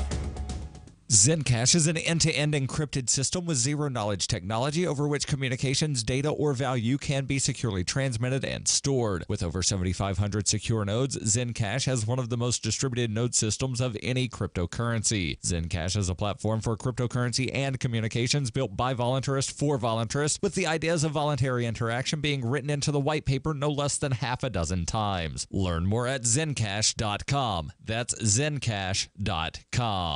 What's more profitable, running your business or doing bookkeeping? Doing your business, of course, but you want to keep your books so that you can maximize your tax savings, right? What if I told you that there's a person that's a bookkeeper, accountant, and law school graduate that's also a hardcore libertarian? My name is Melanie Johnson, and I hate the state. I will aggressively help you to minimize your tax exposure and maximize profits, all while staying within the law. Melanie's your best choice for your taxes and bookkeeping needs. Go to tax.freetalklive.com and check out our website, tax.freetalklive.com. This is Dan Pilla. Do you owe the IRS money you can't pay? Are tax debts crippling you? I've defended people from the IRS for over 30 years. I've helped thousands, and I can help you too. I wrote the book on IRS settlement, and I'm telling you, there's no such thing as a hopeless case. Call 800-34-NO-TAX to finally get free of IRS debt. With the IRS's new programs, there's never been a better time to solve your problem. Call 800-34-NO-TAX That's 800-34-NO-TAX or my website, danpilla.com. Fellow Patriots, my name is Todd Savage, founder of BlackRifleRealEstate.com. Like you, I was a prisoner of the alt-left sanctuary state until one day I chose to lead my family to freedom. Today we live on a sustainable 20-acre homestead where we shoot, hunt, garden, and homeschool our children without the tyranny of the nanny state looking over us. If you're ready to flee the city to the freedom of Idaho or Montana, our Black Rifle Real Estate team is here to help. Go to BlackRifleRealEstate.com. That's BlackRifleRealEstate.com.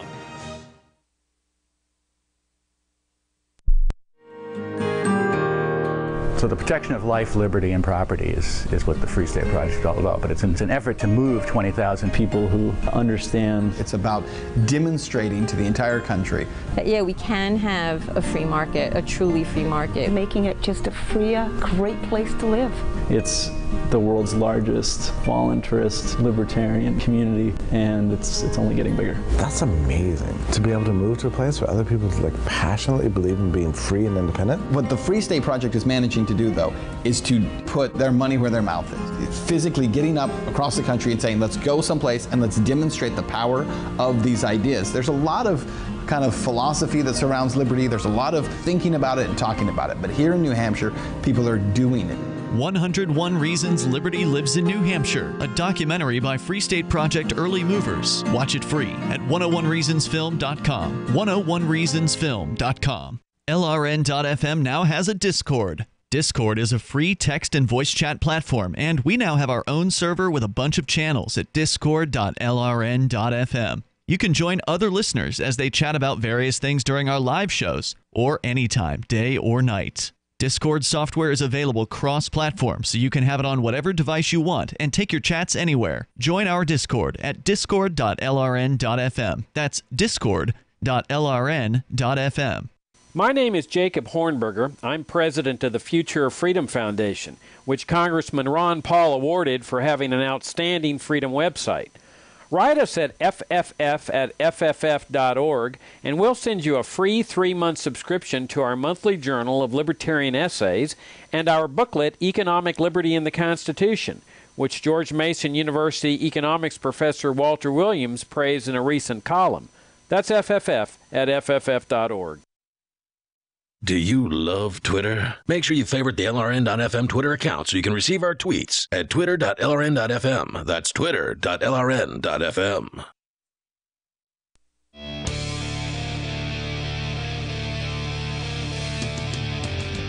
It's Free Talk Live, live Saturday edition of the program. As always, inviting you to join us here on the radio. Our toll-free number is 855-450-FREE, like freedom. That's 855-450-3733.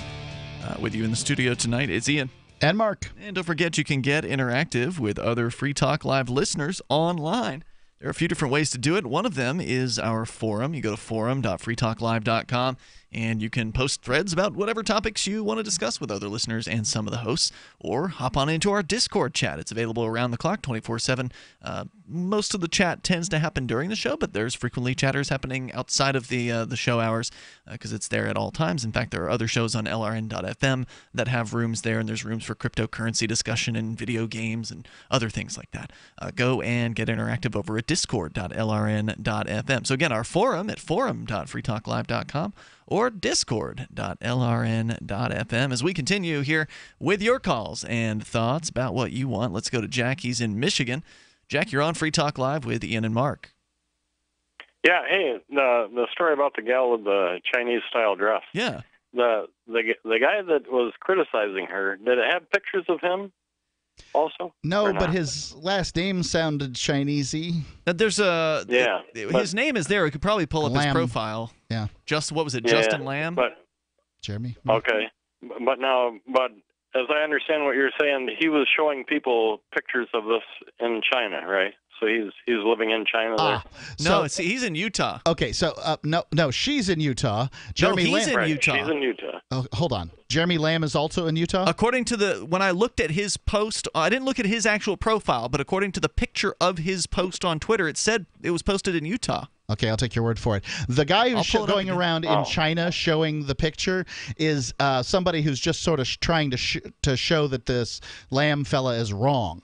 Okay. That was a different guy basically wandering around saying, "Hey, what do you think?" And basically, And the Chinese people were like, "That's cool. It looks great." You know, they were in total favor of it. Okay. So I'm just wondering then, what does Jeremy Lam wear? If he's the Chinese guy, does he walk around in those pale blue high-button collared jackets that Ho Chi Minh always wears, and or has he appropriated my culture and he's wearing blue jeans? Yeah. Here he is wearing. I have a picture of him here on his Twitter profile, which, by the way, he only has 2,000 followers, so she is totally blown up beyond his. She's got 33,000 followers now since this. At Jer_Bear, he's there in an Adidas hat. I'm pretty sure that's not original Chinese. You go. Yeah, so there you go. Usually the defense of this, what you're pointing out is that, well, they're appropriating my culture. You know, the defense of that appears to be criticize others, but we have to. We're forced into this. We've been, we're shoved into this mold, and I suppose that's the case. I mean, I didn't think about pants very much. I've got a kilt. I don't tend to wear it very often. It's not that comfortable to me. So, I don't know. We live in the world we live in. Yeah, that's true. Jack, anything else you want to share? Jack. Thanks for the call, man. Yeah, Appreciate it. all. Thanks. All right, Brent in Texas. You're on Free Talk Live. Go ahead. Hey, I was just calling about the Boy Scout, Girl Scout thing. Yeah. I'm involved with Civil Air Patrol. I've been doing that since I was a kid, and since that organization was founded, we've had girls and boys together learning about aviation and military history and all this stuff, even going to camps together, and there's never been an issue with it. Well, there's been an issue, but it's fine. Yeah. I mean, and also the Boy Scouts themselves, their explorer programs like the law enforcement explorers, the fire explorers, they've always been mixed gender. This is nothing new. It's not a big deal. Yeah, I mean, I tend to agree. It's not a big deal. I don't know why people are making a big deal. I think it was some troops were making a big deal about some scouts in some situations. There was a young lady in Manhattan who said she wanted to join the Boy Scouts. That made it difficult because they're like, well, what about the Girl Scouts? And she's like, well, they don't hike enough. I'm a hiker. I like hiking. And so she wanted to be part of the Boy Scouts with her brothers. And that, all fine by me. And so they changed their names. They're now accepting everybody, and I think that'll be best. And, there's not much of a kerfuffle these days about the YMCA accepting people who aren't young men or Christians. So it'll be all right. Agreed. Brent, thank you for the call tonight, man. I appreciate hearing from you. The toll-free number is 855-450-FREE like freedom. That's 855-450-3733. Yeah, very interesting that Jeremy Lam is the person whose tweets sparked this supposed firestorm, but yet he didn't really end up with much of a following after it. As I've said multiple times, this is a small and noisy cadre. Yeah. And if this had been on Tumblr, Jeremy would have been in his in his power seat. And Tumblr's basically just this sort of place for. Isn't Twitter kind of a lefty place? Lefty doesn't really come even close to describing what Tumblr's about. Tumblr's much more sort of gender fluid, that kind of conversation. I heard going people on. post porn to Tumblr. I don't really know anything about it. I don't spend much time there. All I can tell you is what Imgur says about Tumblr. Okay. Yeah. I don't know anything about Tumblr, but Imgur, I guess, is how they call themselves. But I know some people have complained about Twitter in the past, and it enforcing certain rules against posters on that site made it sound like it was more of a lefty kind of site, but I don't know. Either way, the people who are deciding who to follow have chosen to follow the young lady in this particular case, not the angry gentleman that sparked the controversy. I just think that's somewhat telling. The market speaking there in that particular case. So toll-free number here, 855-450-FREE like freedom. I mean, is there really more to say here, Mark? Is there some sort of really awesome tweet that you wanted to share about this cultural appropriation? I really did want to get to some of the tweets that were in here. Okay. Let's see. Keisha says, to everyone who says I'm ignorant, I fully understand everyone's concerns and views on my dress. I mean, Keziah, you mean? Okay. Whatever her name is, Keziah. Okay. I don't know. It doesn't look like Keisha. But anyway, all right, you might be right. Fine. I got her name wrong. She has a weird name. I got it wrong. Yeah. Sorry. Just saying, it doesn't look like it. That's all. Go ahead. I mean no harm. I am in no way being discriminative or racist. I've tried all the I'm tired of all the backlash, and I hate that when my only intent was to show my love. And there you go. That was her response to it all, and I think it was pretty reasonable. But what about, Mark, what about the picture where she and her girlfriends are holding their hands together, pushing them together in like a prayer oriental style prayer look thing? I don't know how you describe that, but she got that from some kind of YouTube channel. Mm-hmm. I don't know what dabbing is or why kids do it. No, that's not dabbing. It's not dabbing, right? But she got it from okay. Once dabbing is lame, and it is. It was lame when it started. Well, fads have their lifespan, and they last how long they last. And now when you've got second graders dabbing, you know that it's already run its course. So the dabbing, for people that don't know, doesn't have. When I first heard dabbing, I thought, oh, that's a slang term for smoking a concentrated form of marijuana. But no, dabbing is apparently, and has been for now a couple of years, where somebody sort of crosses their arm. Is it they cross their arm in front of? No, it's out to the side. They point both of their hands in the same direction. See, you know it even better than kind I of did. Look that direction. They kind of sniff their elbow, their underarm, if you will. Yeah, I mean, imagine a Hitler salute off to the side instead of out to the front, and then your other hand pointing in the same direction, crossing your chest. I don't really understand what it's supposed to. It's supposed to mean, look at me, I'm cool, I did something amazing. Yeah. It's just giving yourself the double thumbs up or whatever it is. It's just a thing. But whatever. Yeah, I said about dabbing when I first saw people doing it, like, oh yeah, in 10 years you're gonna look back at pictures of yourself doing that and ask why was I doing that again? I've got pictures of myself that I look back on, and I am outraged. Why did I think that was cool? So this is a quote here from Ethan Klein, who's of this popular YouTube channel H3H3, from which she got this this little praying hands thing. So this dude found a random girl online and convinced 100,000 people to bully her over a prom dress. Is that what happened? And that's what happened. That's what happened. Yeah. A bunch of lefties went absolutely ape-s over some high schooler's prom dress. Yeah. There you go. There's your story. Toll-free number if you want to join us here, 855-450-FREE like freedom. That's 855-450-3733. Since you brought up the Satanic Panic earlier tonight, Mark, I thought it'd be a good time to check in with the Satanic Temple. You'd love to look at this stuff. I haven't in a while. They're just atheist trolls. I know, and I appreciate a good troll, and they are good at it. There's more coming up here with the latest from the Arkansas Capitol grounds, where you may recall somebody ran his car into the Ten Commandments monument there. Well, they've replaced it, and we'll tell you what the Satanic Temple has to say about it coming up here. Hour number 3 is on the way. You can take control of the airwaves. Warning. If you're drowning in debt you can't afford, do not let the credit card companies trick you into thinking that you have to pay it all back, because you don't.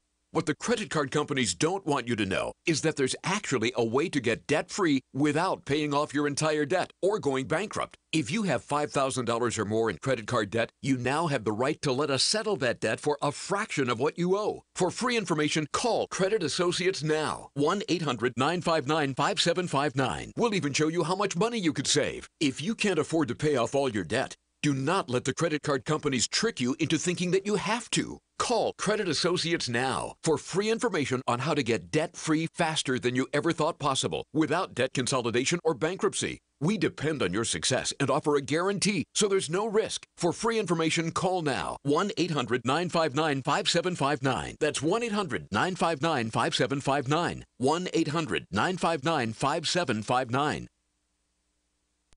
Radio is the most personal of mediums. I exist right now in your head. If you listen to Free Talk Live regularly, you know me. Free Talk Live is on more than 160 radio stations around the U.S. and has been downloaded on every continent around the world. Hundreds of thousands of listeners with ad packages from $600 a month to $6,000 a month. Imagine what we can do for your business, project, website, or idea. Email me, mark@freetalklive.com.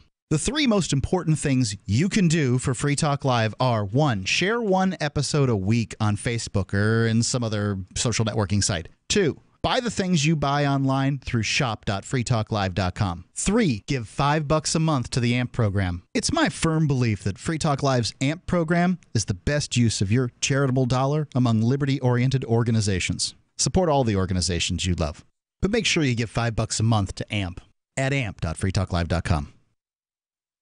You're listening to the live edition of Free Talk Live. Hour number 3 is next after the news here on the Liberty Radio Network at LRN.FM. From Keene in the Shire, the Liberty Media capital of the world, this is Daryl W. Perry, host of FPP Radio News for Friday, May 4th, 2018. Silver is trading at $16.47 per ounce. Gold is valued at $1,314 per ounce. Zen Cash is trading at $40, and the average price of Bitcoin is $9,628.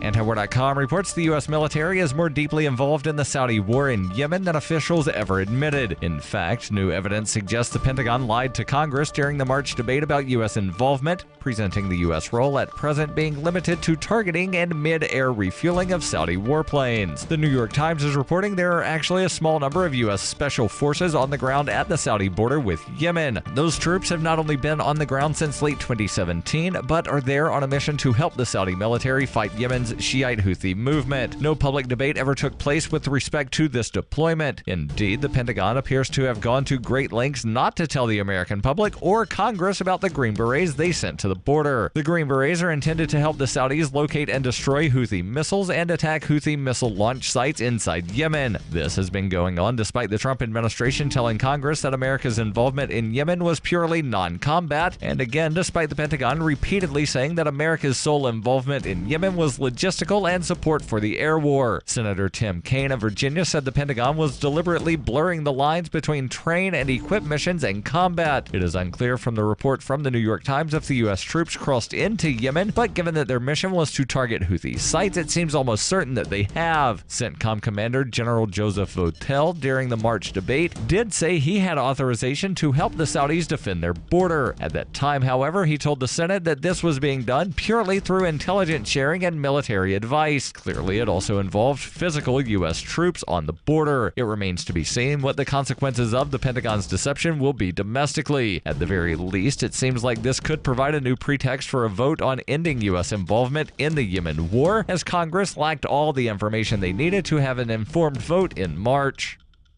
For over 40 years, Roberts & Roberts Brokerage has been a trusted source for buying and selling precious metals like gold and silver. And as a Bitcoin-preferred business, Roberts & Roberts Brokerage has removed the minimum purchase amount for all orders paid in the digital currency. Call Roberts & Roberts Brokerage today for knowledgeable advice on buying and selling precious metals and a forward-thinking approach to new technologies. 800-874-9760 or visit online at rrbi.co.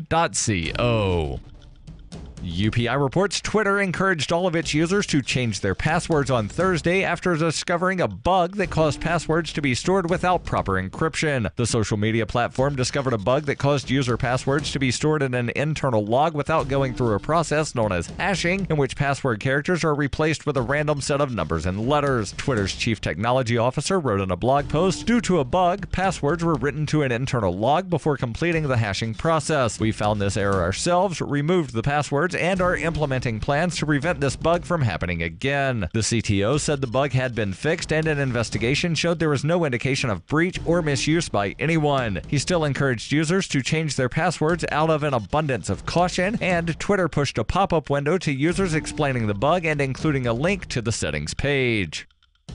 Bitcoin Not Bombs is a launching pad for nonprofits and social entrepreneurs into the financial freedom of the Bitcoin economy. Bitcoin Not Bombs offers premium publicity campaigns designed to facilitate an organization's adoption of Bitcoin as a payment system and to fully capitalize on that decision in their fundraising efforts. Bitcoin Not Bombs is fully committed to being the hub of the nonprofit sector of the Bitcoin economy, maximizing the potential cross-promotion of all our clients and commercial partners.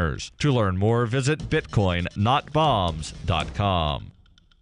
Reuters reports the Republican-controlled Oklahoma legislature approved an adoption measure on Thursday that critics say discriminates against same-sex couples, non-Christians, and single parents. The bill would allow faith-based adoption agencies, including those that receive public funding, to turn away would-be parents on the basis of their marital status or religion and religious beliefs. Supporters of the bill said the legislation would open the door for more child placement partnerships. The State House of Representatives approved the bill by a vote of 56 to 21 without discussion or debate, despite vocal objections by the Democratic caucus. Earlier in the day, the Senate passed the bill by a vote of 33 to 7. Opponents of the bill could mount a legal challenge.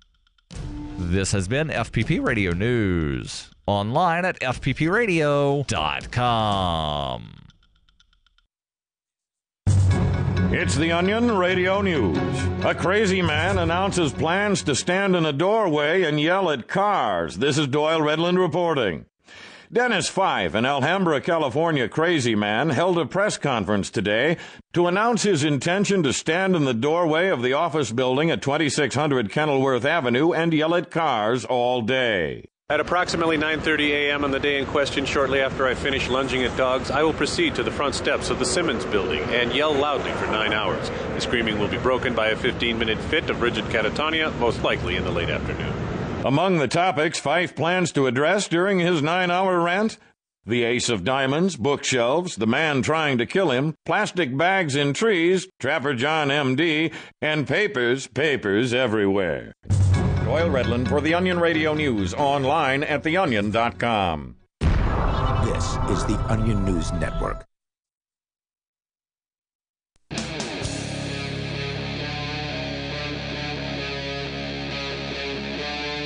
Free Talk Live. It is Free Talk Live. You're invited to join us on the radio waves here. Take control of the airwaves as we launch into the third hour of the program. Coming up, the latest on the Satanic Temple. They are back in the news as the Arkansas State Capitol is installing a new monument of the Ten Commandments. We'll tell you what happened to the original one coming up here in moments. With you tonight, it's Ian. And Mark. But first, we go back to your phone calls and thoughts. You can, of course, take control of the airwaves. That is the point here on Free Talk Live. We've got Skype at Skype username LRN.FM. There's also our Discord on-air call-in line room over at discord.lrn.fm. Be sure to hop into those places. In fact, we're going to Skype next to start things out this hour. It's EJ on the line. EJ, where are you calling from tonight? Hey, what's up, guys? Calling from Clarksburg, West Virginia. West Virginia. You're on the radio. Go ahead, sir. Yeah. So I just wanted to make one last comment on this this dress situation. Yeah, for listeners just tuning in, we spent quite a bit of time talking about the outrage over this, or this at least perceived outrage on Twitter by a small minority of people who are mad that a high school girl wore an Oriental-style dress, kind of a historic-style dress to her prom. She looked great, and there was actually somebody who went to China and did interviews of people on the street to find out if they were offended, and they thought it was fantastic. So your thoughts, please. Yeah, man, I got to tell you, it is stuff like this that got Trump elected president. Yep. I can't understand how you get this mentality that you can, on any side, that you can win people over to your side by hurling abuse at people over things you disagree with. Well, is that what he was trying to do? I mean, he wasn't trying to win the Twitter troll or whatever that sparked all of this, the angry guy that was mad about his cultural appropriation. Well, he may not have been trying to win somebody over, but that really should be the purpose. If that's what you're trying to do, if you're trying to it's just somebody hammering out an angry message on social media. He's ultimately trying to change hearts and minds, right? You think? If she would have come back and said, "You're absolutely right, Comrade Lamb." I will burn this dress immediately, and I and I apologize to you and all your offended ancestors. But that's right? not the best way to change hearts and minds. No, it's a terrible way to do it. It doesn't matter what you believe. Shaming people, yelling at them, it just looks like an attack. Remember, we're all small group primates here, and when you come in, you're just a threat. Yeah, and as evidenced by the fact that this girl now has 30,000 followers on Twitter, the guy, whatever the guy was trying to do, backfired big time. It's clear. Big time on it, because you see this on the left. I mean, you see it on the right too, but you definitely, especially over the last decade, I think you've seen it on the left in spades, where as soon as the left, who by the way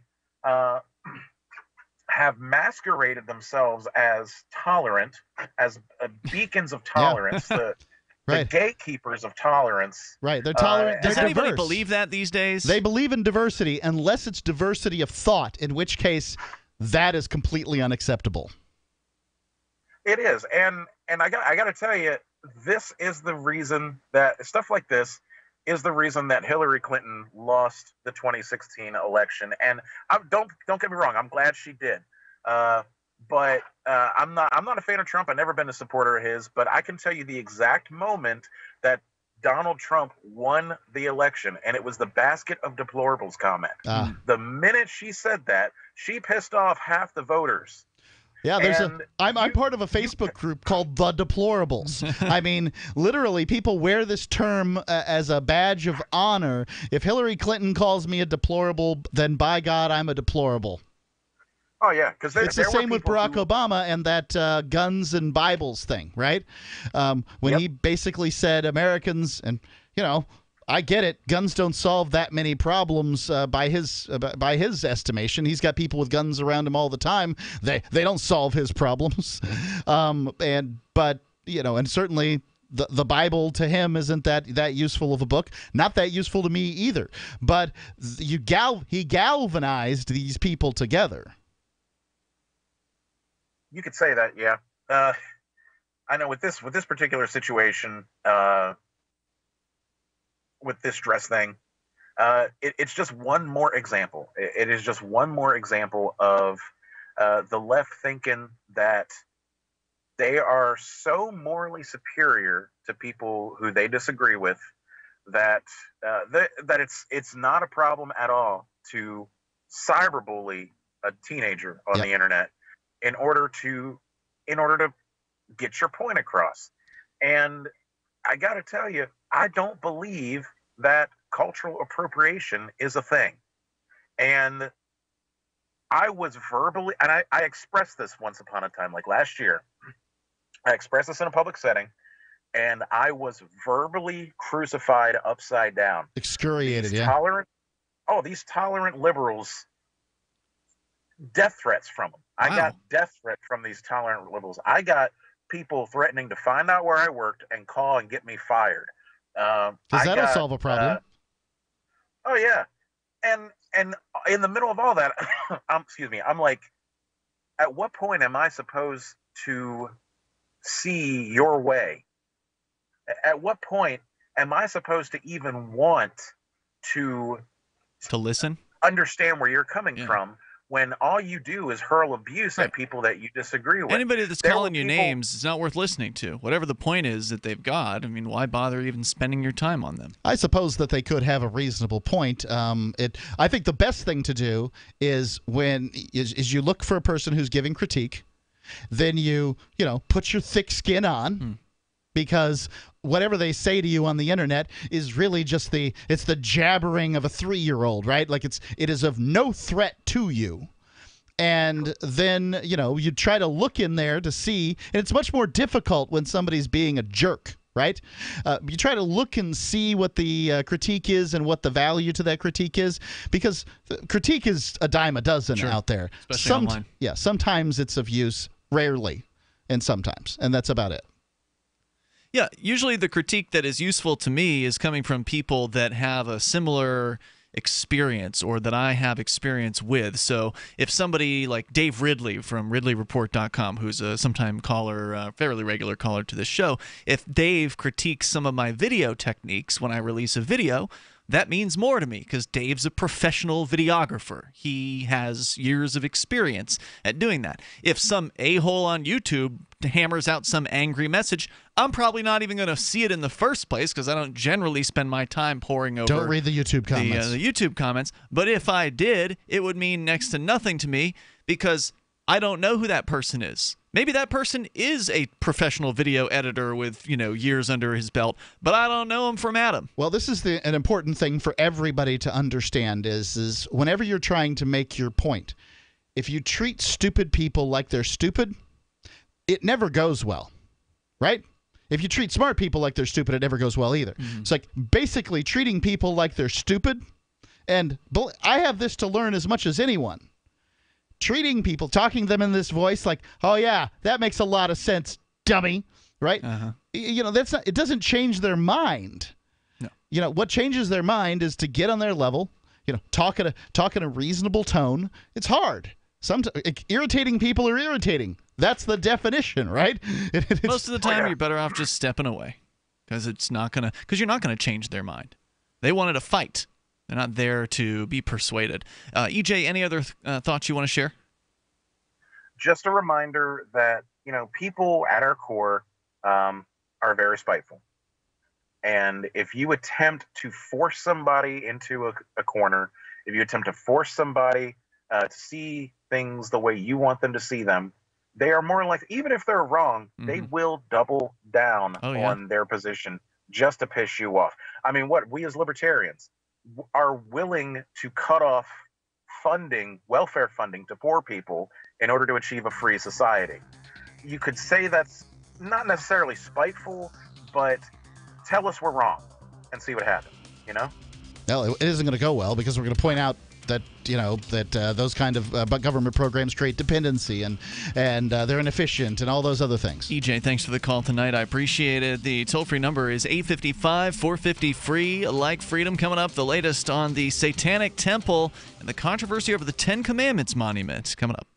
And not to mention the shedding, I would vacuum the carpet 3 times a week. Frodo was scratching all night long, bouncing on the side of the bed, keeping me awake the whole entire night from all the scratching and chewing. It kind of makes you neurotic. Does your dog itch, scratch, stink, or shed like crazy? Mounds and mounds of fur all over the place. Come to Dinovite for help. DINOVITE.com.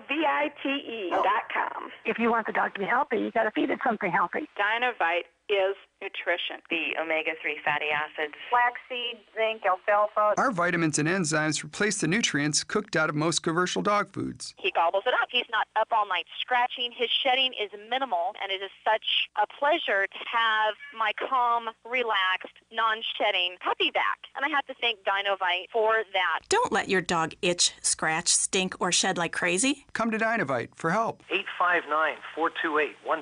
859-428-1000.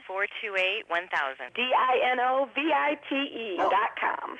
What's more profitable, running your business or doing bookkeeping? Doing your business, of course, but you want to keep your books so that you can maximize your tax savings, right? What if I told you that there's a person that's a bookkeeper, accountant, and law school graduate that's also a hardcore libertarian? My name is Melanie Johnson, and I hate the state. I will aggressively help you to minimize your tax exposure and maximize profits, all while staying within the law. Melanie's your best choice for your taxes and bookkeeping needs. Go to tax.freetalklive.com and check out our website, tax.freetalklive.com. I've said it many times on air, and I'll say it here. The New Hampshire Liberty Alliance is one of the most important organizations for freedom in the world. New Hampshire is ground zero for freedom, and the NHLA is the best organization at promoting effective liberty activism. This ad is sponsored by Free Talk Live, and I, Mark Edge, am a lifetime member because I believe in the NHLA. Please check them out at nhliberty.org. Not everyone can move right now, but you can support the cause. Donate top cryptocurrencies or old-fashioned U.S. dollars, nhliberty.org. Visit their website and see what they're all about, nhliberty.org. The easiest thing in the world for a reader to do is to stop reading, according to the late, great Barney Kilgore, who became managing editor of the Wall Street Journal in 1941 and grew the paper's circulation from 33,000 to 1 million by the 60s. And he'd be pleased to know that his paper is one of the few that people now pay to read online. Someone else pre-internet who realized that attention is fragile? Motown Records founder Berry Gordy. In the early 60s, when his label dominated the charts, he'd bring a dozen real people into the Hitsville, USA studios and audition songs. And he'd ask, if you were down to your last dollar, would you spend it on this record or would you buy a sandwich? Today, attention span seems like an oxymoron. For tips on cutting through the clutter, hit survivalspeech.com. I'm Holland Cook. Did you know you can watch Free Talk Live during our live shows 7 days a week from 7 to 10 p.m. Eastern via our studio cams at cam.freetalklive.com? Plus, you can chat with other listeners while you watch, all totally free. Now that our live video stream is hosted by YouTube, our video archives will be online even faster. So be sure to subscribe to our YouTube channel. Listen, watch, and chat all free at cam.freetalklive.com. That's cam.freetalklive.com. This Your Family Today tip is brought to you by Boost Kid Essentials Nutritionally Complete Drink, providing your picky eater with essential nutrition and great taste in one drink. Visit us at kidessentials.com. To make sure your kids eat healthy, follow the 5-a-day plan. Serve 3 servings of vegetables and 2 servings of fruit daily. Remember, a serving could just mean a piece of fruit or a half cup of veggies. If your kids are picky eaters, ask a nutritionist about other sources. For more tips like these, visit us at parenthood.com/yourfamilytoday. You can put the Liberty Radio Network on the air in your area. Visit broadcast.lrn.fm to learn how. Broadcast.lrn.fm. It is Free Talk Live.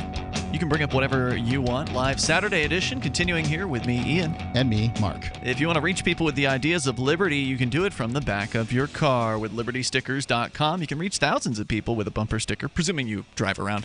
And you know that people love to read them. You can check out the vast selection of witty, poignant, pithy, and downright bombastic, liberty-oriented messages over at libertystickers.com. Once again, that's libertystickers.com. And if you want a free sample of how great their product is, just go to promote.freetalklive.com. You'll find our mailing address there. You mail, okay, it's not free. You have to send a self-addressed stamped envelope, so the cost of a couple stamps. You send that self-addressed stamped envelope to us. I will shove a Free Talk Live bumper sticker in that envelope and send it back to you, and that'll give you a great example of the quality of libertystickers.com, because that's where we got our stickers from. In fact, they'll do custom stickers for you as well. So if you want them to make something for your business or organization, they can do that too. Yep, they will. libertystickers.com. And again, if you want that free Talk Live sticker, just go to promote.freetalklive.com. You'll find our mailing address there. Let's go to David. He's in San Francisco. David, you're on Free Talk Live with Ian and Mark. Hey, howdy. Hey. You know, I know you all are big into the electronic currencies, Bitcoin and whatnot. Cryptocurrencies. Yep. Yeah, and out here in California, we realize that there are these boom and bust cycles. Yep. Constantly. Yeah, I mean, it's crazy. You know, the price of rent is through the roof. $6,000 a month for a studio apartment. Woo! Where's that? Things like that. San Francisco? Oh, out here. Yeah, I mean, it's in the upper fives. You know, It's a never-ending spiral of inflation. I heard you can't get a shack for less than $200,000 in San Francisco. Oh, $200,000. Yeah, you haven't been able to get that for 15 years. Right. It's you know, like a leaky roof shack, piece of garbage. You know, like a piece of cardboard. They basically don't exist out here. Right. You know, one of your smallest things with no front yard is probably well in excess of $600,000, and even in the Mission District and Visitation Valley, which are kind of not a good view and kind of dusty parts of town, they're still $800,000, whatnot.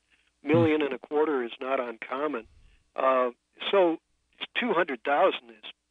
Jeez, if you could find that, you'd be buy anything that you can get for $200,000 in San Francisco. Yeah. So what about it? What about the market there? Well, what I was going to talk about was market forces. Market forces in the old days, if you were living in, some valley in Colorado or in some, section of the coastline anywhere, the local economy was what the market forces are. But now with the internet economy, the attraction for having prices that go through the roof, you're seeing lettuce and avocados go for $2 a piece or $3 a piece or something like that. You're seeing prices spiral solely because what's advertised on the internet is becomes national as opposed to having local market forces. I don't understand how you're arguing that internet has changed the price of an avocado. Right, but it's said that, strange new vegetable. You won't believe how it helps you, that kind of thing. And then somebody reads the article, and then, you can't deny that Haas avocados have leapt forward in, consumer demand in the recent years, Have right? they? Okay, I yes, don't know. yes, I'll follow the avocado. No, it's not frozen world. pizzas, buddy. Ian's single. He doesn't know anything about vegetables. Well, and what's even worse, I took financial management when I was in college back in the 80s. And the instructor, there was no time where over 3% was considered a dangerous number to borrow money. You would never, ever, ever, under any circumstances, borrow any money over 3%. That was considered a dangerous number, deadly number. Before you go on with that point, though, look, Mark, I've bought vegetables. I just bought a head of broccoli the other day, and it was 99 cents a head or a pound or whatever it was. I mean, it was not a very expensive thing, and that was cheaper than $1.69, which broccoli sometimes comes up in a year. You can, if you need more broccoli, you can plant more broccoli. Well, look, I can remember seeing avocados at the grocery store in the past. You know how long it takes for an avocado tree to grow? No, I have no idea. It's going to take you about 20 years to get a mature avocado tree. It's not like broccoli. Yeah, but I don't think that $2 for an avocado is an outrageous price considering what you're pointing out there. I mean, I've seen grapefruits going for $1 or more per grapefruit. I mean, look, the price of a piece of fruit has more to do, in my opinion, with the cost of getting it to your plate. I mean, it's not cheap. A lot of that. It's not cheap to pay people all along the supply chain, and then you've got the price of gas constantly going up, and factor in the fact that the U.S. government and every other government of the world is constantly inflating their money supply. Don't forget the fact that they're keeping out immigrants who pick these things, so it's you've got a story about that tonight, driving actually. up the cost Dan Quayle. Dan Quayle now owns Safeway. Dan Quayle had Kroger, and then Blackstone Group a few years ago bought up Safeway. It was allowed right after the 2008 economic crash. The Blackstone Group, which Dan Quayle, the vice president under the first Bush, was allowed to buy to have a 0% note to buy where Kroger was 1/4 the size of Safeway. It was as if a mouse was able to swallow an elephant with a 0% interest note. And so Dan Quayle, monopoly is happening in food prices. But the interest rate, monopoly would be a provider that is the sole provider of a given product or service in any given geographic region, beyond, in theory, the whole world, but because it is a global marketplace these days, and we don't have a monopoly provider of fruits or closer. food. Have you studied the expression "food deserts"? Where sections of town, you might have to drive 5 miles to get to a nearest grocery store, even a corner grocery store. I drive 10 miles to get to a grocery store. Do I live in a food desert?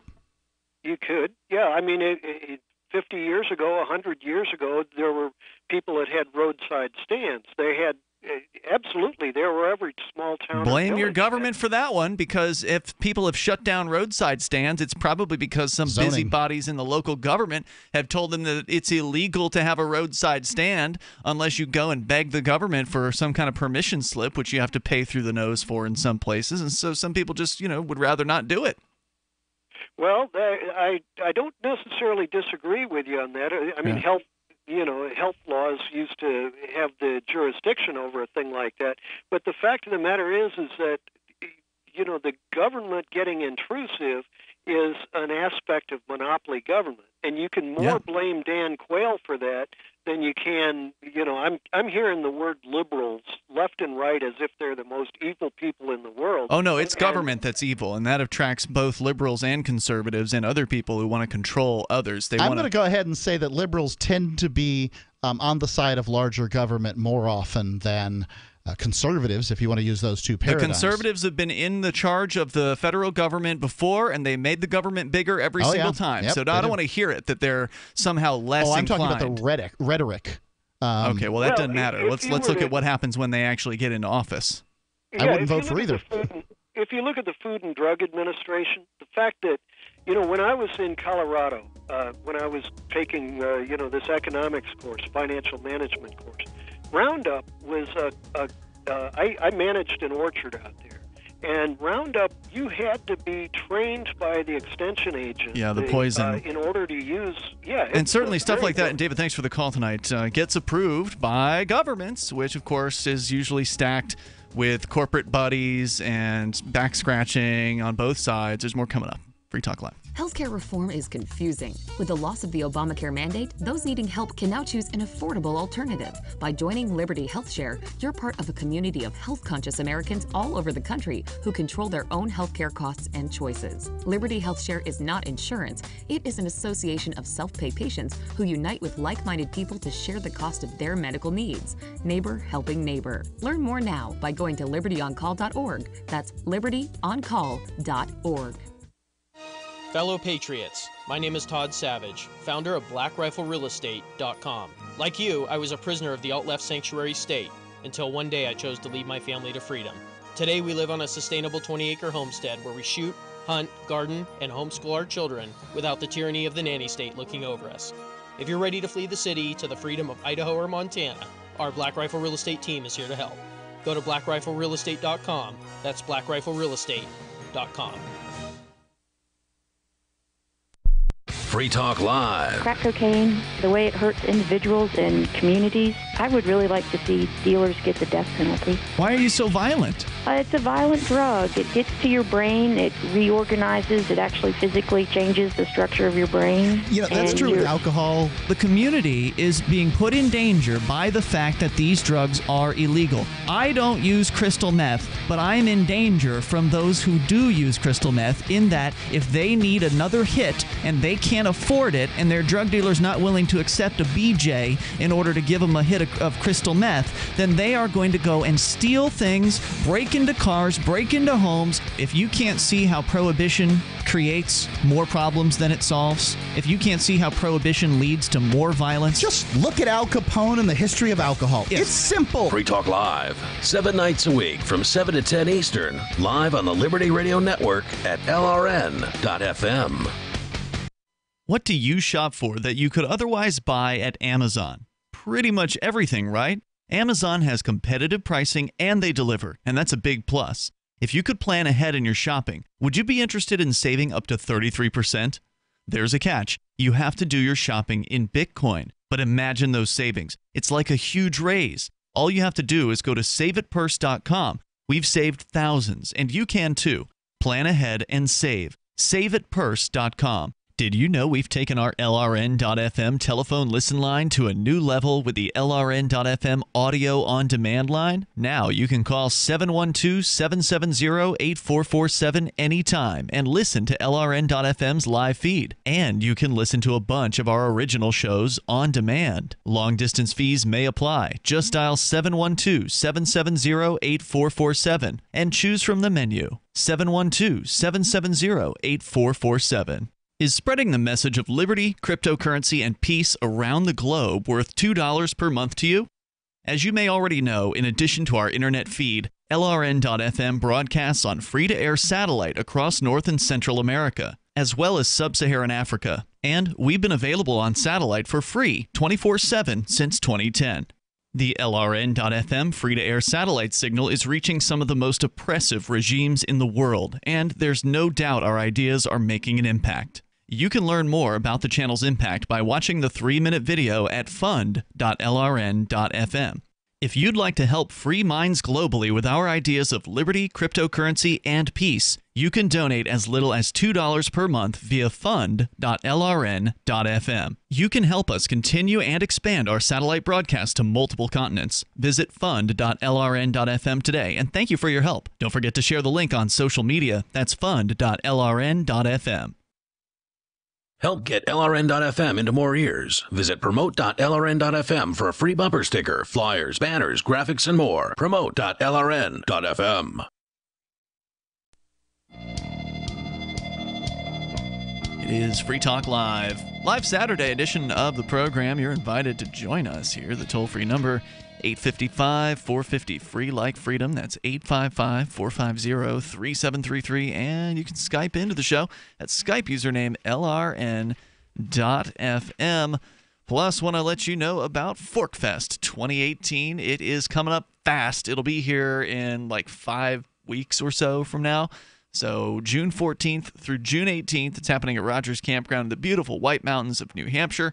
If you've been looking for an excuse to come up and check out New Hampshire, you've heard us talking about it for years and bragging about this incredible migration of libertarian types that are converging in this one geographic area. And you want to see if this is for real, you want to meet some of the people you've only heard about so far, well, ForkFest is going to be a good place to do that. A great place to get together with other liberty-minded people in the woods of New Hampshire. And it's not real camping. You're on a campground. There's water and electricity and things like that. It'll feel like real camping if it rains and your tent's directly on the ground. Yeah, that much is true. There's a little bit of that. If you don't want to be out in the wet woods, you can always bring an RV and park in their RV spots, or you can grab a hotel room if those are still available. They got a motel there on site, so it's up to you.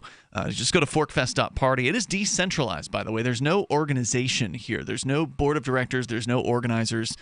Everybody is their own organizer for ForkFest. So you organize you. You decide what you want to do. And if you want to bring some sort of talent, you want to bring some kind of exhibit or whatever it is that you want to share with others, you can do that. If you want to just kind of hang out and enjoy other people's company for the weekend, you're welcome to do that too. It's just up to you what you want to create there at ForkFest. It's the second year of this decentralized event. There is a website. It's unofficial. It's got some links to the unofficial forum, unofficial chat rooms on Telegram and Discord. So link over to forkfest.party, F-O-R-K, forkfest.party. And we'll see you, because we're going to be there broadcasting from the event every day, June 14th through the 18th at ForkFest 2018. As we continue, you may take control of the airwaves here. 855-450-FREE is the toll-free number.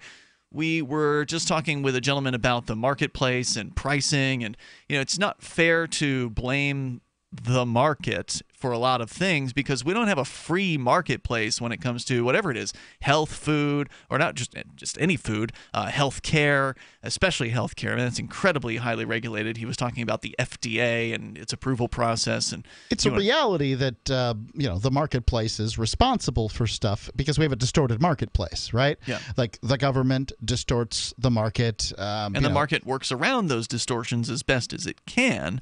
But ultimately, those distortions cause increases in price, and those increases in price also distort, who's willing to buy. Because if price goes above a certain point, that's going to cut some people out who would otherwise be customers for that product. So if you want to see healthcare prices going down, the best way to accomplish that is to get the government out of healthcare rather than the reverse, which is what many people are proposing, because healthcare is expensive. But it's not because of the market, it's because of the government's regulation of it. If we actually had a free market in healthcare, you'd see prices going down over time, just like you see happening with computers, where the price of a computer gets cheaper over time. You get more performance per dollar year after year from a new computer than you did, years previous, and that's because there's relatively free competition in that area. There's not a whole lot of government permission requirements in order to develop and release new computers to the marketplace. Right. So it's regulation drives up cost, and taxation drives up cost. Yeah. So in the areas where you've seen huge inflation, like for instance, college. You mean price inflation? Price inflation, okay. College tuition, healthcare. A few more. I can't remember everything that comes to mind, but there's a few of them out there. Those are some big ones, yeah. Yeah, mostly that's regulation. So healthcare, full of government regulation. Before Obamacare came into play, already two out of every $3 spent in healthcare was spent by the government. Was it that high? It was that high. Wow, because I remember talking about it like a decade ago, and it was like just over half. No, okay, maybe it's 2 decades ago, but it's been some time. But it's a lot. Yeah, college. What you see is there's just a lot of pressure for kids to go to school that maybe shouldn't go to school. So they're and they've got all these grants and loans and things that are given by the government, which distort the marketplace. So the colleges are building, they're hiring, they're doing, they're flush with money. They're at some point or another the crash is going to come, and I don't know what's going to happen. College here in town's been losing students. Well, it's coming. Yeah. They're probably losing students to the bigger universities that charge more. Could be. Yeah. Toll-free number tonight, 855-450-FREE like freedom. Story from RNS, that is the Religion News Service.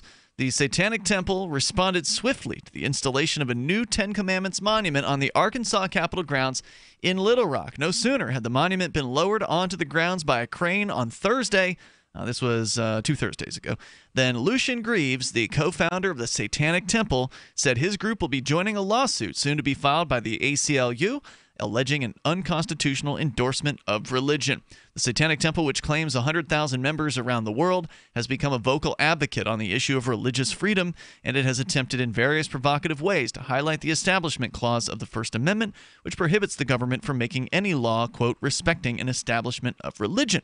Unquote. After Oklahoma installed a Ten Commandments monument on its Capitol grounds in 2012, the group tried to install its own statue of Baphomet, the goat-headed, angel-winged creature accompanied by 2 children smiling at it. And we did coverage of this on Free Talk Live. They had a contest first to have people design the Baphomet statue, and they chose a winner, and they actually did manufacture this, very large statue of Baphomet with the children at his sides. Yeah, I'd like to go on record as saying I find this to be childish and annoying, but this is one of the problems with putting religious stuff on government property is that you then open up to everybody who has every childish and annoying opinion on religion to flying spaghetti monster. Right. They need to have a display with the colander on if they pay head. for it, but then they probably would.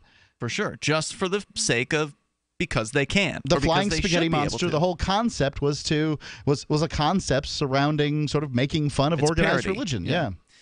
Greaves, who flew from his home, it never got that far. So again, the group made the statue of Baphomet with the intention of putting it in Oklahoma at the courthouse or wherever it was. And then, according to the story here at Religion News Service, the Supreme Court in Oklahoma ordered the removal of the Ten Commandments monument in 2015 on the grounds that it violated a provision in the state constitution prohibiting the use of state property to further religions. So the Satanic Temple accomplished their goal here, right? They had this Ten Commandments statue on the state grounds in Oklahoma. They said, oh, well, we want our statue here too. And then all of a sudden the court's like, oh, you know what? Look at here.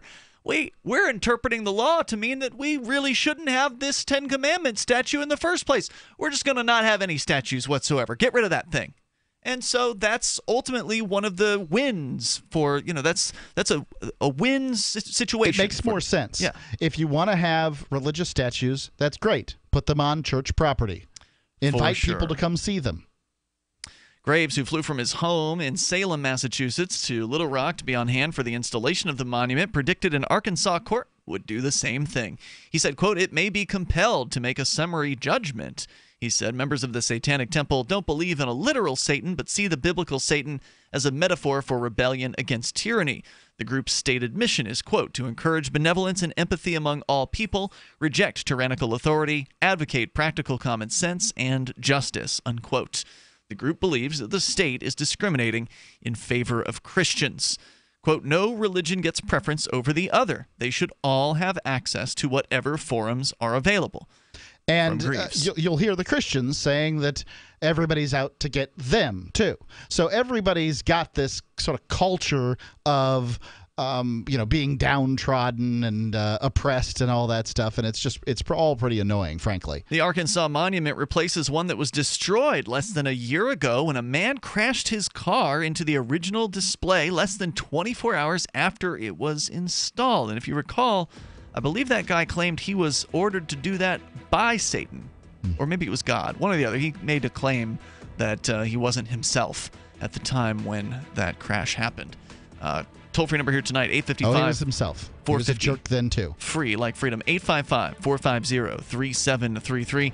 Your comments on the Ten Commandments statue. Is it going to end up being taken down in Arkansas? Well, one can only hope. Otherwise, it should be open season for any religion. We're coming up. Does your dog itch, scratch, stink, or shed like crazy? Come to Dynavite for help. Order a 90-day supply of Dynavite. Pick up 2 bottles of Lico Chops, get the 3rd bottle free. New improved Lico Chops with omega-6, omega-3, vitamin E, and now 6 extra direct-fed microbials. Even better for the digestive tract and immune system. And dogs love it. Try Lico Chops. Buy 2, get 1 free. This is Henry Lukasevic for Dynavite. DINOVITE.com. Cryptocurrencies are successful because of good technology. The liberty-loving voluntarists who founded Zencash in 2017 took the best tech, like zero-knowledge anonymity and decentralized autonomous organizations, and are creating a secure platform for money, messages, and media that can be sent to anyone, anywhere in the world. Zencash is a cryptocurrency dedicated to peace, anonymity, and decentralization. Find out more at zencash.com. That's zencash.com. You have been lied to, generation after generation, time after time after time. If you follow the money, then you understand why America's in the condition it's in. You created the Federal Reserve in 1913 through lies. You create 9/11. Through 9/11, you're fighting a war on terror, and now all of a sudden you go into Iraq, which was another lie. This book will open people's eyes. Pre-order now at killingunclesambook.com. killingunclesambook.com. Fellow Patriots, my name is Todd Savage, founder of BlackRifleRealEstate.com. Like you, I was a prisoner of the alt-left sanctuary state, until one day I chose to lead my family to freedom. Today we live on a sustainable 20-acre homestead where we shoot, hunt, garden, and homeschool our children without the tyranny of the nanny state looking over us. If you're ready to flee the city to the freedom of Idaho or Montana, our Black Rifle Real Estate team is here to help. Go to BlackRifleRealEstate.com. That's BlackRifleRealEstate.com. I've been told no in many different ways. I give you an order and you're going to obey it. George, you can go this way. You can't do that and you have to leave here. You cannot bring signs into the rally. Walk with me. Well, I'm comfortable here, actually. Whoa, hey, who do you think you are? Excuse me. There is no video and audio allowed in this office. No, I have work today. This is... You ain't gonna make it. Wait, now. Wait a minute. Holy crap. Whoa. Hey! Oh my God! Unbelievable! Why are you running from me? Because you scared me. What am I being detained for? You're being served. What is this? You're being served. What is this? Bureaucrats have a funny way of telling people no. That's the sound of the men working on the chain. Derek J's Victimless Crime Spree. Watch it for free and order the Director's Cut DVD at victimlesscrimespree.com.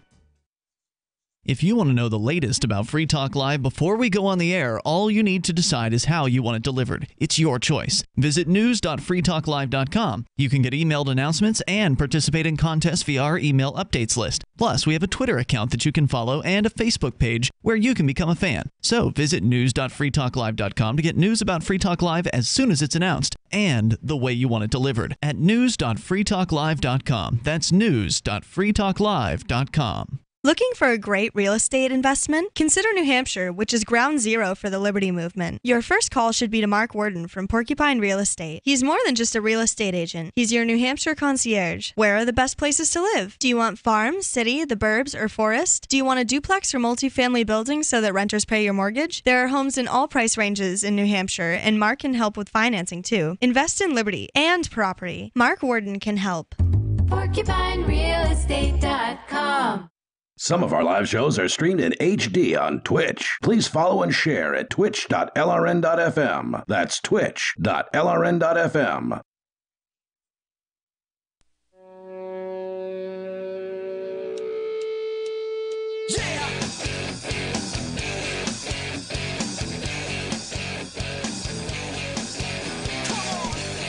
It is Free Talk Live. You dial toll free and bring up anything you want. Our number here is 855-450-FREE like freedom. That's 855-450-3733. Our Skype username is lrn.fm. Also, we've got the Discord on-air call-in line room. Just go to discord.lrn.fm, hop into that top chat room there, and we will join you. You'll be on the air with us, and the us tonight includes Ian. And Mark. Plus, don't forget, you can go and enjoy the various different features on our website for free. If you like Free Talk Live, one of the things you can do is sign up for our email list. We'll keep you in the loop with what's going on with the show via the email list. You usually get one email per week from us to kind of, get you in the loop with what's happening. So go to sign up to the email box there over at freetalklive.com. You'll find the sign up window there in the center of the page, kind of toward the top. Once again, freetalklive.com. We are talking about the Ten Commandments monument, and the man who destroyed it in Arkansas. Turns out he's the same guy who destroyed a different Ten Commandments statue in Oklahoma in 2015. This guy's a lot of fun. He's one of these people that really, really, really believes that atheism's really important for the human step forward or whatever. It annoys the crap out of me. I don't know if he's actually an atheist. I feel like he had because so I was confusing this story, Mark, because I remember we reported, and it felt like a couple years ago, on somebody destroying one of these statues or these monuments. And I think it was the Oklahoma City one. And it was the Oklahoma one because they're saying the one in Arkansas was just a year ago, and I felt like we talked about it before that. Turns out it was the same guy. So they just replaced the Arkansas monument within the last couple of weeks, and that's what this is going to spark this new lawsuit saying, hey, if you're going to have a Ten Commandments monument on state property, you got to allow other people to have their religious monuments on state property, or you got to remove the Ten Commandments. Right.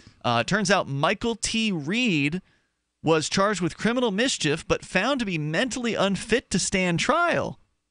He had also destroyed a Ten Commandments. He obviously hasn't learned anything. Yeah, he also had destroyed the Ten Commandments statue in Oklahoma in 2015.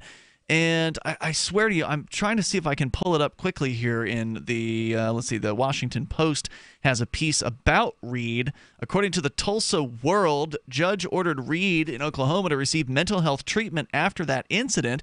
He was diagnosed with schizoaffective disorder and released under an agreement that required him to continue treatment. He sent a rambling letter to the newspaper apologizing and describing the voices in his head and his attempts to recover from mental health issues. As I recall, it was after that incident where he had claimed that it was some sort of divine mission that he was being sent on. I don't recall whether he was being sent on it by Jesus or by Satan, but it didn't sound like something an atheist... He wasn't being sent on it by either. But it didn't sound like something an atheist would say, Mark. This man was just, crazy. It seems like. It sounds like the Satanic Temple is real upset about what he's done.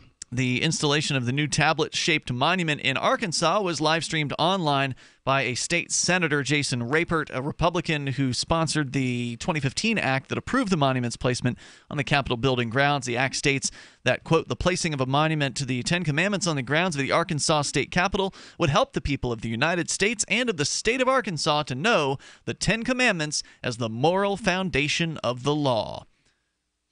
Well, you buy that one? No, I don't. So certainly the Ten Commandments hold an important place in, Western civilization and that sort of thing. The foundational law, I don't know. I mean, isn't that given to Draco and his draconian laws? I think that's actually the foundation. I mean, the Ten Commandments spend 40% of the time talking about how you're supposed to treat God, and then like honor your father and mother. How is that a foundation of law? Yeah, I'm sorry. Yeah, isn't one of the Ten Commandments, thou shalt not steal? That's kind of, like the law, the government, that's all what they do is they steal from people. They take things by force. They threaten people. They actually covet their neighbor, right? But the Bible was pretty clear in Samuel about what the Israelites were going to get when they traded their judges, their basically anarchic society, for a king. And they were going to get that stuff, taxes and wars and these sorts of things. And they did. They brought on Saul, then came David, and then came Solomon, and all that stuff happened.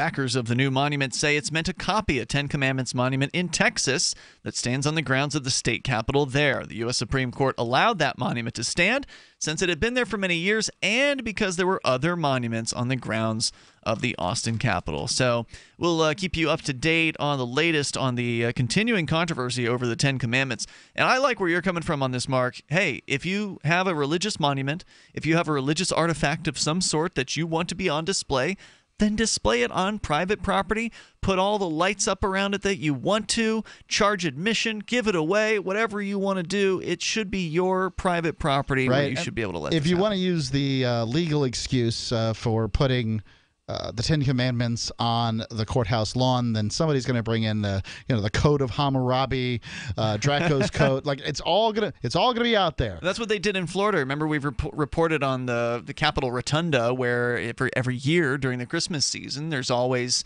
all these competing different religions that come in there and set up various different diorama display things in there, including the most ridiculous things you can imagine. Right, it's flying spaghetti monster and that kind of thing. Let's go to Sarah. She's in New Mexico. And Sarah, you're on Free Talk Live. Go ahead. Yeah, I just heard that there's self-driving Uber cars in Los Angeles picking people up.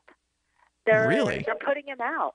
Yeah, I just it was just announced on the news, on the radio news. Everything I've heard says that they're years away from this, and there's been a couple of high-profile accidents. There was one that just happened. One including Uber not too long ago. It seems ill-advised to do something this soon. Well, you know what? But how come it was announced that I guess they're picking people up from the Los airport and taking them to the hotels of some kind of event? So they're just doing it now, and I thought California, they rejected the cars. We don't want them here. It's not safe enough. And then they went to our state, New Mexico, because everybody's getting killed by a car anyway. So it's like, hey, let's test off the self-driving cars in New Mexico. Well, so wait, didn't you just say they're testing them in Los Angeles?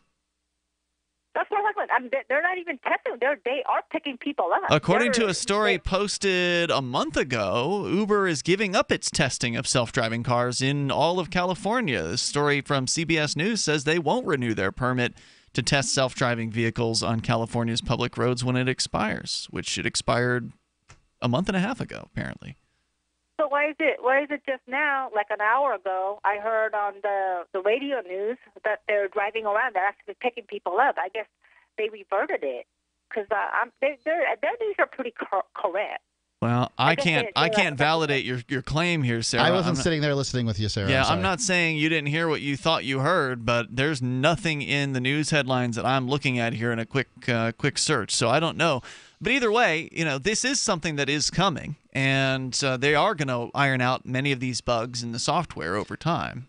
I've got a question for you, Sarah. Why do we put a round pizza in a square box and then eat it in triangles? Well, I don't know about that, but you know what? I know why the testing, they say go to New Mexico. Do you know why? Because we're number one in pedestrian, bicycle, and hit-and-run fatalities. What are your favorite pizza toppings? No, but I mean... No. Everybody's got a favorite. Come on, if you were going to order a pizza tonight, you're going to hang up the phone with us, you're going to pick up a phone, call your local pizza shop. What are you going to order? I like olives.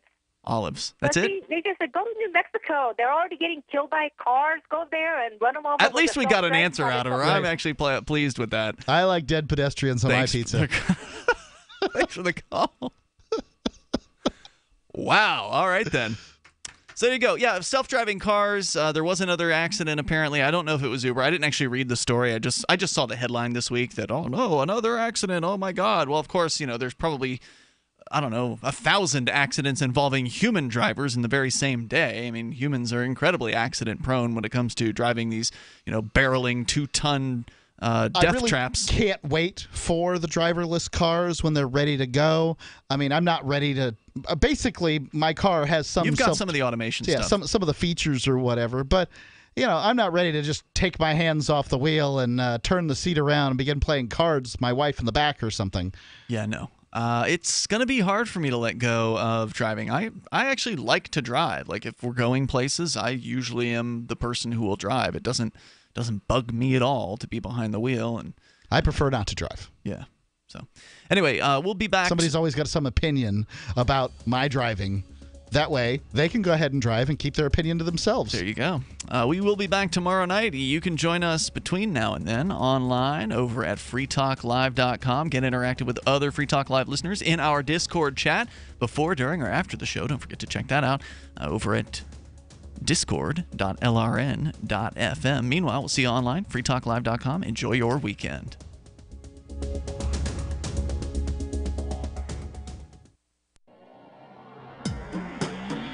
Free Press Publications is an independent, alternative media and publishing company founded in June 2009 with the mission of ensuring a free press for the freedom movement and is committed to spreading the message of peace, freedom, love, and liberty.